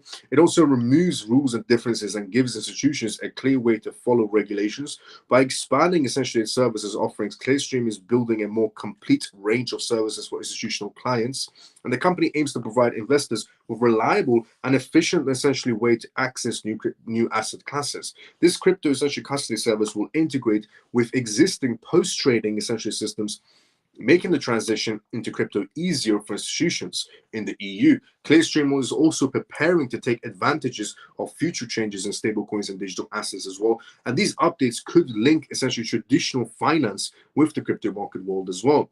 Clearstream's move is a part of the larger strategy by Deutsches Boris to expand into the digital asset sector. This comes despite backlash from major industry players like Tether. The German stock exchange recently launched a regulated platform for spot trading cryptocurrencies aimed at institutional clients also. And the CEO of Crypto Finance Group emphasized that these steps are making Deutsches Boris a leader in digital assets. And the company now offers essentially direct crypto services while ensuring a smooth connection between digital and traditional financial systems. And last December, the financial bank tackled the regulatory risks that have plagued institutions by using public blockchains like Ethereum. This came after it introduced Project Dama 2, an initiative layer 2 asset essentially servicing platform back in November 2024. So Deutsches Boris coming in to offer some sort of essentially crypto essentially services, institutional custody services for institutional clients, due to institutional clients being the next wave of clientele, without a doubt. It also is an indication of how close we are inside that regulated market space. And a regulated market space equals to more capital entering the market space also. Now, Also related to what I just read out regarding Deutsche Börse, going from the EU to the US, but staying on a similar path, you could say, in a way, regarding institutions. Cantor Fixed taps essentially into Anchorage Bank copper for custody in $2 billion BTC leverage business. So something interesting is happening, and here it is. Financial services firm Cantor Fixed has chosen its partners for its new global Bitcoin financing business that will allow institutional investors to borrow against their Bitcoin holdings. Now, Anchorage Digital Bank and Copper will serve as collateral managers and provide custody for collateralized assets. The new business will launch with $2 billion in initial financing to provide leverage to institutional investors who hold Bitcoin, the firm announced essentially today. Cantor essentially expects the operation to grow significantly. Anchorage Digital will also hold Cantor Fixed counterparties' Bitcoin collateral in custody, as well as essentially act as a collateral manager, tracking essentially collateral value, providing and reporting and mitigating counterparty risk. Anchorage Digital Bank is a New York Department of the Financial Services BIT license holder that's only federally essentially chartered digital asset bank inside the United States, having received a charter from the U.S. Office of the OCC essentially back in 2021. It is the custodian of the crypto seized by the Justice Department as well. Copper operates on a lending and collateral management platform. It will provide digital assets with custody, essentially prime services as well, and collateral management as well. It introduced an agency lending platform back in February as well. And Cantor Fixed announced the addition of Bitcoin financing to its offerings in July, but it's going live now. It said at the time that it was selecting custodians, and Cantor Fixed arranges and finances vast amounts of securities and essentially commodities, and as a strong supporter of Bitcoin or crypto assets, will now build an incredible platform to support Bitcoin investors' financing needs, then Chair essentially Howard Lungton said at the time. Cantor Fixed may have received partial support from Tether Holdings for a new Bitcoin financing business, and Bloomberg reported back in November that the sides were negotiating Tether's participation in the project. Cantor Fixed manages Tether's US Treasury, which backs the $142 billion USDT stablecoins. Bloomberg cited essentially the data by the Wall Street Journal and indicates that Cantor Fixed owns about 5% of Tether's, valued at $600 million. Lupton also was a chairman of Cantor Fixed until his appointee as the U.S. Secretary of Commerce in February. Lupton also was a donor to the U.S. President Donald Trump's presidential campaign and was also a co-chair to his transition team. Lupton's son also is a transition. Lupton's son Brandon took over the chairmanship at Cantor Fixed, and essentially Lupton's son Kyle became the vice chairman. Good family business there. The Deutsche Börse Stock Exchange is also reportedly preparing for that operational service, which we just read out right now, which is on par with what's happening in the US. So the EU is getting ready for their next wave of clientele, institutional clientele. The US is also getting ready for their next wave of clientele, institutional clientele. Now, obviously, not financial advice in any sort of a way, but borrowing against the crypto assets is the easiest way to skip on tax. However, if you don't pay back the borrowed money, then obviously you would use your crypto assets that you put down as collateral. So that's something that you would have to bear in mind. You can sell your crypto assets, pay tax, and use the money, or you can borrow against your crypto assets and use them as collateral, essentially. But you would have to pay back the collateral. You would have to pay back whatever you borrowed from the bank or the institution that you borrowed from. Otherwise, you'd be losing your assets that you put down as collateral. Now, keeping on the same level with institutions and banks. Over 50 banks in Europe, so going back to the EU now from the US, over 50 banks in Europe provide crypto-related services, while the US firms are struggling, but they're catching up slowly, or fast in my point of view. Circle Senior Director of Policy and Strategy, Patrick Hansen, said over 50 European banks already offer crypto-related services. This is coming from Circle's executive, Circle being USDC. Shared this fact while reacting to the recent guidance by the US, essentially of the OCC. The OCC recently released a statement saying that banks can now essentially engage in some sort of crypto services, including stablecoins and crypto custody.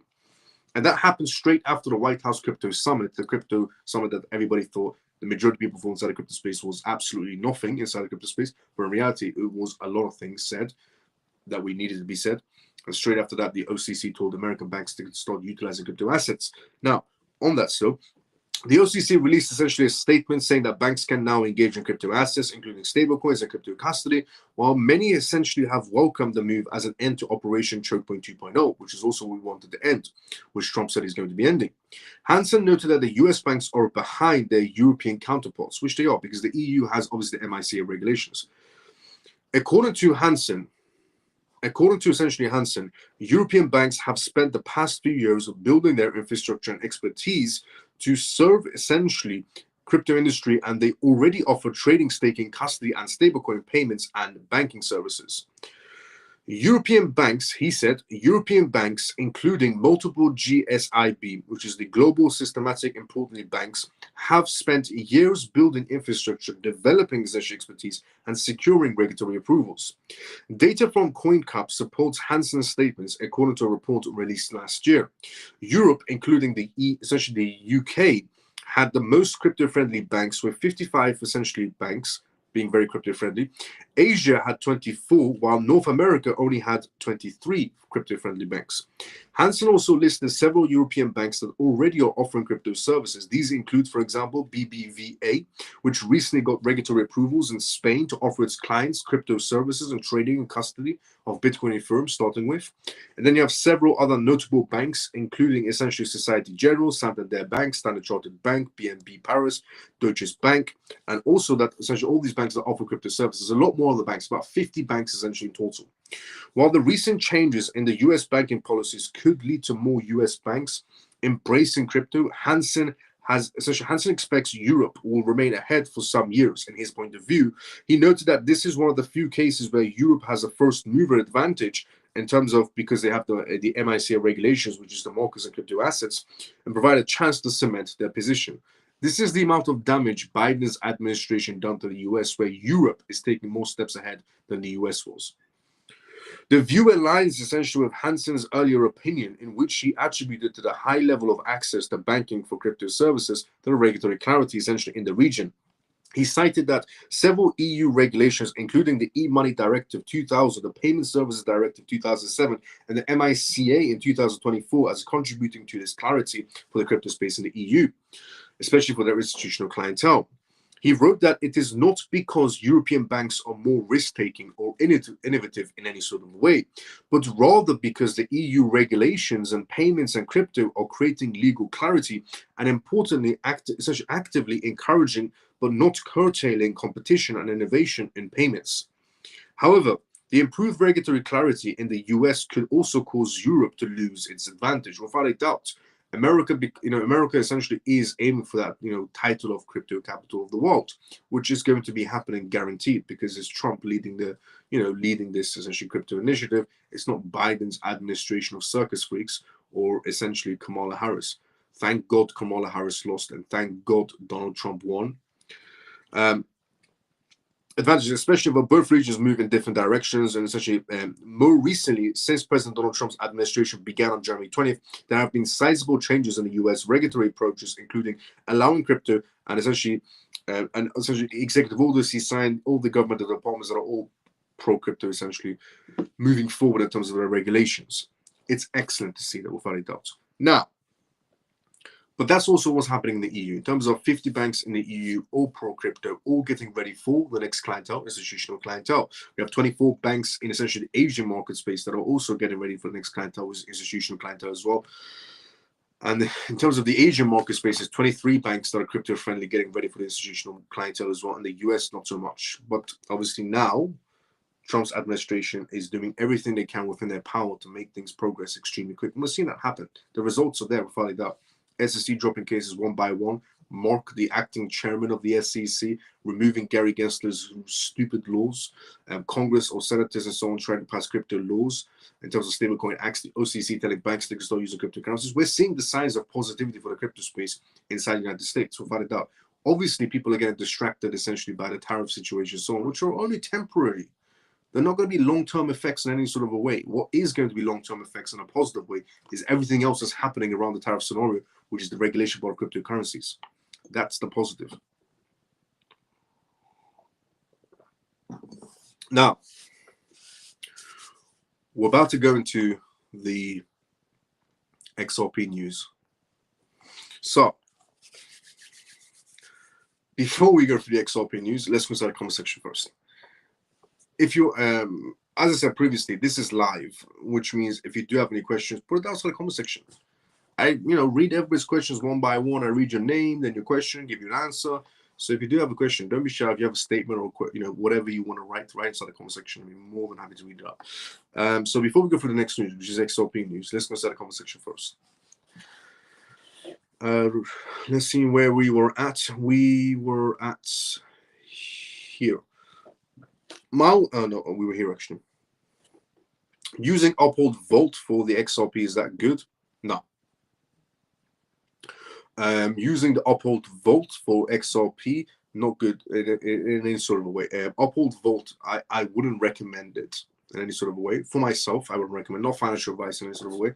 But I don't like the idea of third-party companies having access to any part of my crypto assets. Because when you do an uphold Volt or you do a Coinbase Volt or any other essentially, exchange scenarios out there, then third parties will keep, or in terms of uphold Volt, they'll keep certain parts of your seed phrases and so on. So it's unnecessary headache is what I would call it. So I wouldn't recommend unnecessary headache in any sort of a way. No financial advice at all, but it's not for me. It's just unnecessary headache. The plant in your background looks like it needs water. Woohoo, good stuff. I'll water it later. Now, if anybody's wondering, Curtis is definitely being sarcastic, but this is also not a real background, as you can tell. It's a green screen. As you can tell, it says Restream. But yeah, I'll water the plant later on. Now, Franklin Templeton. Franklin Templeton files essentially an XRP ETF, which is incredible. Franklin Templeton applying for an XRP ETF, absolutely incredible. It also shows that there is interest within Franklin Templeton's clientele to go for XRP ETFs, because Franklin Templeton would never go for an XRP ETF if there was no interest. Because if there's no interest from their clientele, then why would they ever apply for any sort of ETFs for any sort of assets? So that shows that Franklin Templeton's clientele want to access the XRP as an ETF, which is why they're applying for it. So Franklin Templeton files an explosive spot XRP ETF. The finance giant, or the financial giant, Franklin Templeton, has just thrown his hat into the ring for a spot XRP ETF, according to reports coming out of Blockworks on X. It has officially filed with the US SEC. This news is sending ripples, essentially, of excitement through the XRP community and the wider cryptocurrency market. Direct exposure to XRP is what it's going to give. Investors gain direct exposure to XRP without needing to directly purchase and store the cryptocurrency. This simplifies the investment process significantly, essentially, and especially for traditional financial investors who may be hesitant to essentially navigate the complexities of the crypto exchanges and crypto cold storage wallets. Increased accessibility, ETFs are traded on traditional stock exchanges, making XRP investment accessible to much more broader range of investors, including institutional players and retail investors using essentially brokerage accounts. Potential for price appreciation. Increased demand for essentially through ETF investments could potentially drive up the price of XRP tremendously. Legitimacy and mainstream adoption.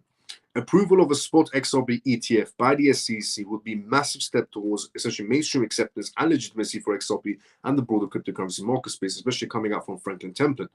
It signals that regulatory hurdles are becoming essentially overcome and that traditional finance is increasingly embracing digital assets.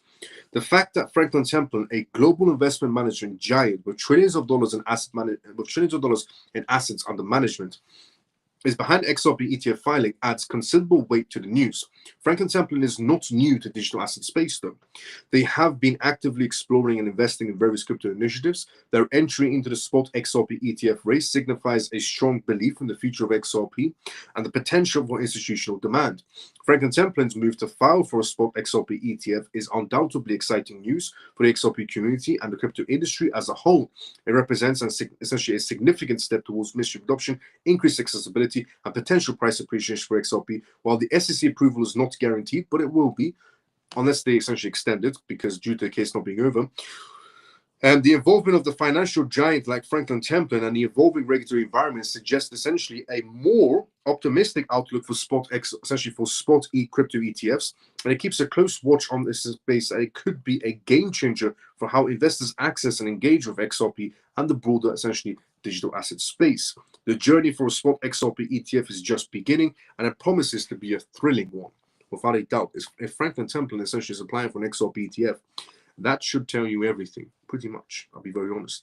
XRP, as I said previously, XRP was the first crypto asset mentioned. I said this the moment the news came out on XRP. Essentially, the moment the crypto reserve news, the tweet came out, I said immediately that essentially there's a reason why XRP was mentioned first, an asset that was being sued by this.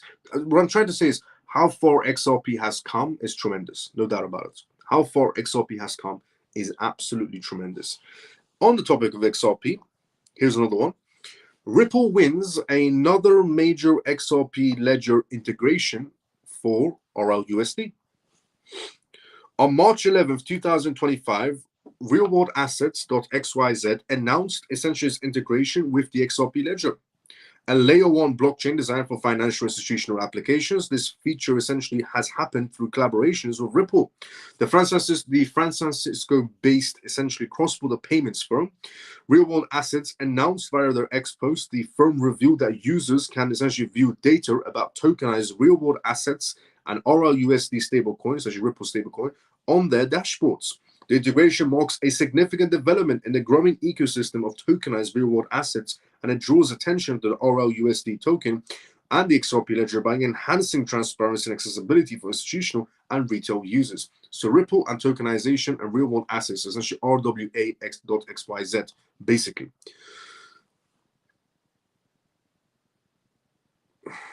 Real-world assets.xyz is data analytics platform that tracks the tokenization of real-world assets across essentially multiple blockchain. It provides essentially insights into asset-backed tokens and stablecoins and other financial instruments, and bridges essentially traditional finance and blockchain technology together. And they've decided to integrate into the XRP ledger. The platform essentially information from various networks to present a unified view of real-world markets spaces, making it a valuable tool for investors, analysts, and institutions exploring tokenized assets. The XRP ledger is a decentralized open-source blockchain optimized for fast and efficient financial transactions. It has long been associated with enterprise use cases, particularly in cross-border payments, but it has now increasingly expanded its scope to include tokenized assets as well. The push for tokenized assets on the XRP ledger went into overdrive in 2024 with multiple major partnerships to tokenize the asset on the tokens, tokenize the assets on the network. This new integration enables users to monitor real-world assets on the XRP ledger through real-world assets essentially .xyz dashboards. This means that tokenized assets essentially built on the XRP ledger, including stablecoins like RLUSD, will be more easily traceable. The XRP ledger has become a major contender for real-world asset tokenization space, and prominents are convinced that Bitcoin will eventually be tokenized on the XRP ledger. It could happen. It will make Bitcoin 10 times faster. I'll be very honest.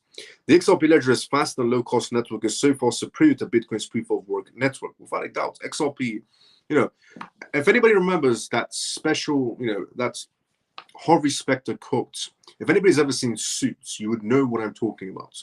So if you've ever seen Suits, there's a quote from Harvey Specter, which is, the life is this, essentially you are here and I am here scenario. It's basically what Bitcoin XRP is. Bitcoin XRP. It might look like Bitcoin XRP, but in reality, as time passes, it's going to be Bitcoin XRP. Its speed at its advantage of XRP traders and projects builders on the XRP ledger. The partnership between real-world assets and XYZ and the XRP ledger is a step forward in increasing transparency, accessibility for real-world asset tokenizations. As more institutions explore blockchains-based solutions and financial instruments, integrations like this will play a crucial role essentially in bridging traditional finance with decentralized ecosystems. So, real-world assets, RWA.XYZ, has just been integrated on the XRP ledger to bring more tokenization on the XRP ledger, which is incredible, to be fairly honest. And just before that, we had Ondo Finance, which is also a big player in the tokenization sector, integrate on the XRP ledger as well. And before that, we had a lot more of the contracts as well. Now, staying on the XRP ledger news, we're going to talk about, or staying on Ripple news or XRP ledger news, we're going to talk about the Bank of England. But before we talk about that, let's go to the comment section first. As I said previously, this is live, which means if you do have any questions, put it down in the comment section. I'll be more than happy to answer any questions you may have. So let's just go into the comment section first, and then we go straight into the next news. Since Swift is working with XRP, should I just load a bag of it, Swift coin? No, Swift is not okay.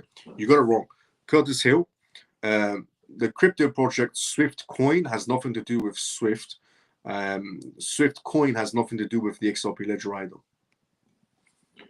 That's like when people were saying this one was funny, but it's like when people were saying long time ago there was a crypto influencer. I'm not gonna name who he is. Long time ago there was a crypto influencer. Last year there was a crypto influencer who was telling people Onyx coin on the public exchanges, on essentially that's on Coin Market Cap and so on. Onyx coin is the same token that Bank of America, that essentially JP Morgan is using, Onyx coin and so on. That was the most funniest thing I ever had in my entire lifetime last year. And I did a lot of essentially kept on telling people no, it's not the same coin. And I finally found out who was spreading this misinformation. I laughed my head off. It was a crypto influencer. I was telling people Onyx coin on the public exchanges is the same Onyx coin that JP Morgan is using. What an absolute moron. But it was the funniest thing ever. But anyways, yes, Swift coin has nothing to do with Swift, the company, and Swift coin has nothing to do with the XRP ledger. So don't have misinformation. Thank you. No problem. Cut the same time. Are you live today, March 11, 2025, having issues with seeing your live content? Yes. Monica, I'm live right now. And I've read your comment as well. Monica, you said right now to me, you said, are you live today, March 11, 2025? Technically, it's March 12 because, it's 1 a.m. in London. So it's March 12 right now. But yes, it's live right now. Yesterday, the reason why you might have had difficulties yesterday with the live is because X was having difficulties with the whole hacking scenario. That's why you might have had some difficulties on X yesterday. Everybody had difficulties on X yesterday. And even me, when I was going live, because I do a live Monday to Friday, the live that everyone's watching right now. So I was having difficulties as well. And but that's because X was having difficulties. But no, we're live right now, as always. Now, Bank of America. Bank of America has Bank of England. Bank of England explores Ripple's interledger protocol for synchronized RTGS payments. Now, this isn't the first time that Bank of America, why do I keep on saying Bank of America?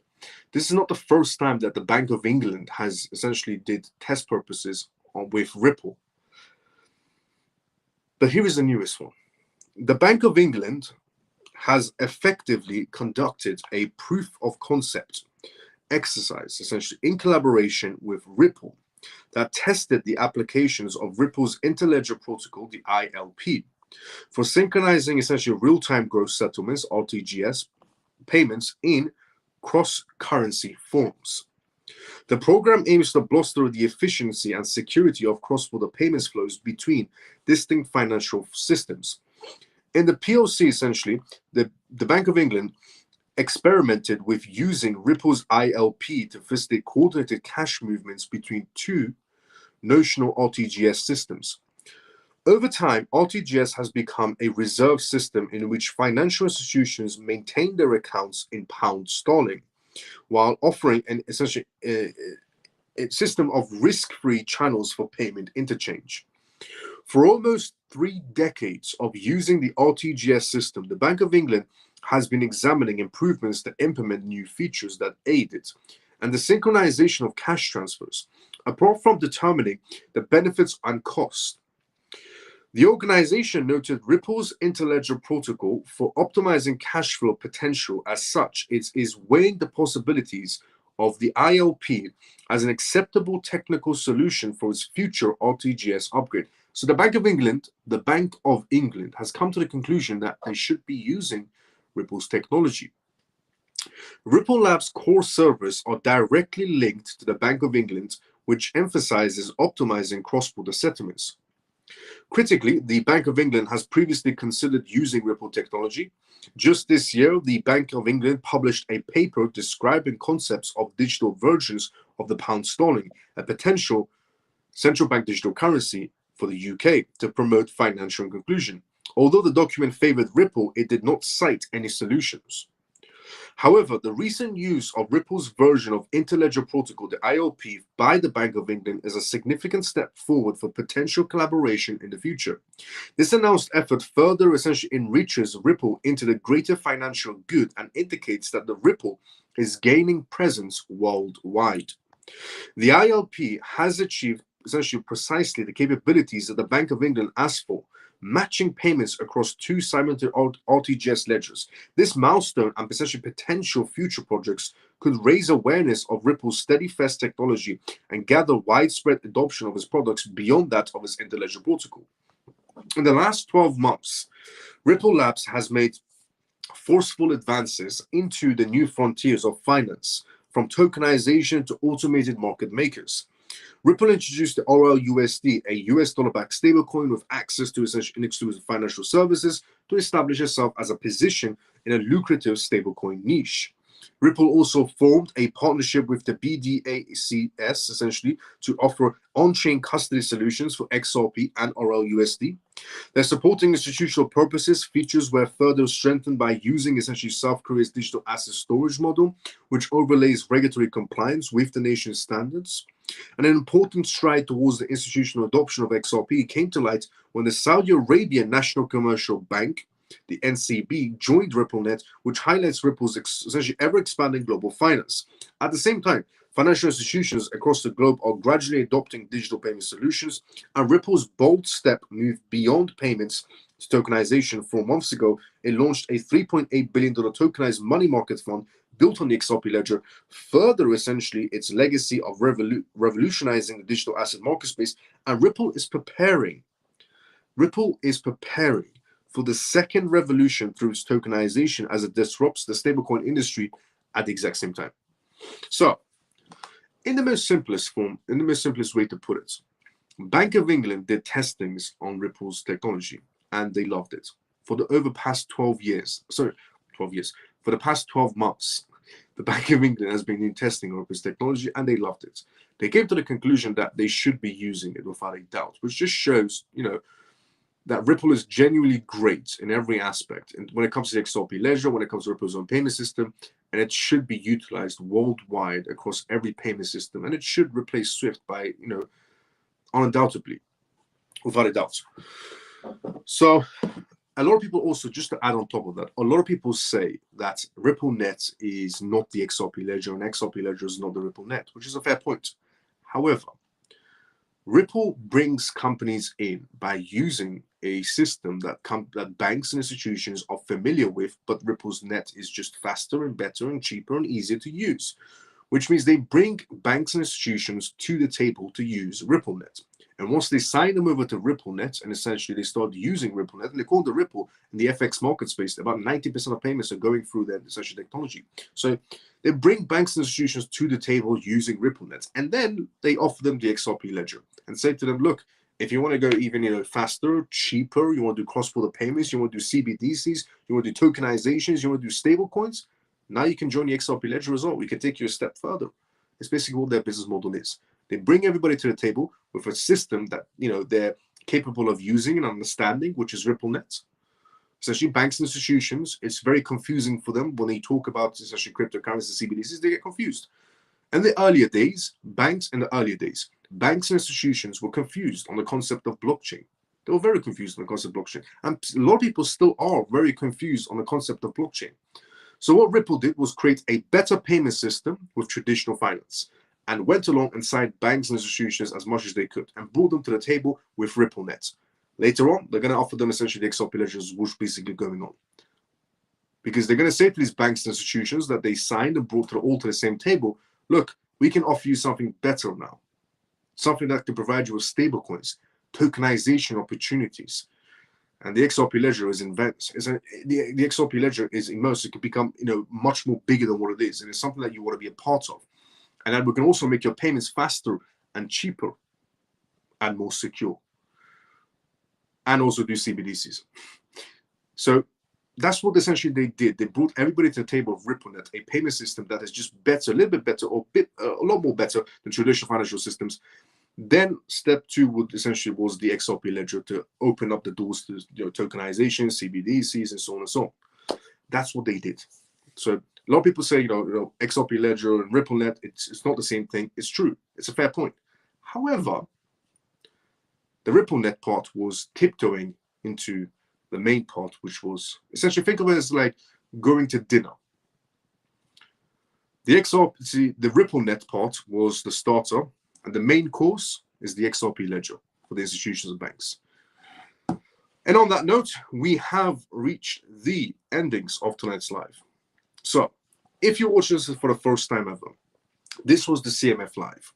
The CMF stands for Crypto Miles Family.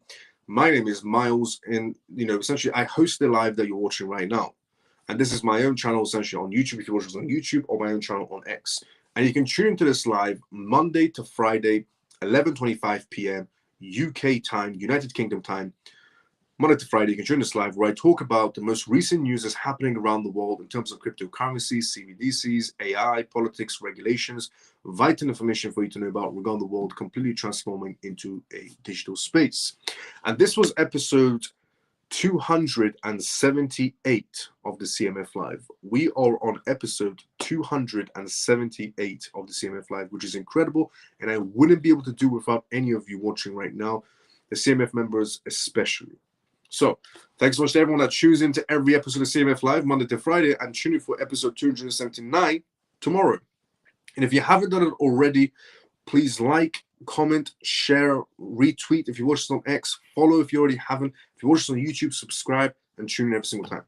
And also, this live that you're watching is free forever, pretty much. This live that you're watching right now is free forever. We're on episode 278, and it's going to stay free forever. We also have a free Telegram group and a free page on X, which anybody's more than welcome to join. Everything I provide is completely free of source. I don't charge a single penny. Outstanding show, brother. Night Miles, time to flip the switch. Let's get the show on the road. The rubber band is ready to break. Let's go, Shelly. Night Miles and CMF. Pablo, see you tomorrow, same time as usual. Outstanding show, brother. Leave a like, share, and comment for support. Everyone, peace. Let's go, Ray. Facts. If you haven't done already, take a second, CMF members, to like, retweet, comment, and share. And like each other's comments as well. Hashtag the XRP Army inside the comment section as well on X. Good night, Miles. See you tomorrow night. Mike, see you tomorrow, same time as usual, brother. Ripple, XRP, we do magic. Let's go, Cali. Amazing news. Thanks, Miles. Good night, everyone. See you tomorrow, same time as usual. But XRP, thanks, Miles. Great live as usual. Have a great night. See you tomorrow, same time. Artistic, see you tomorrow, same time as usual.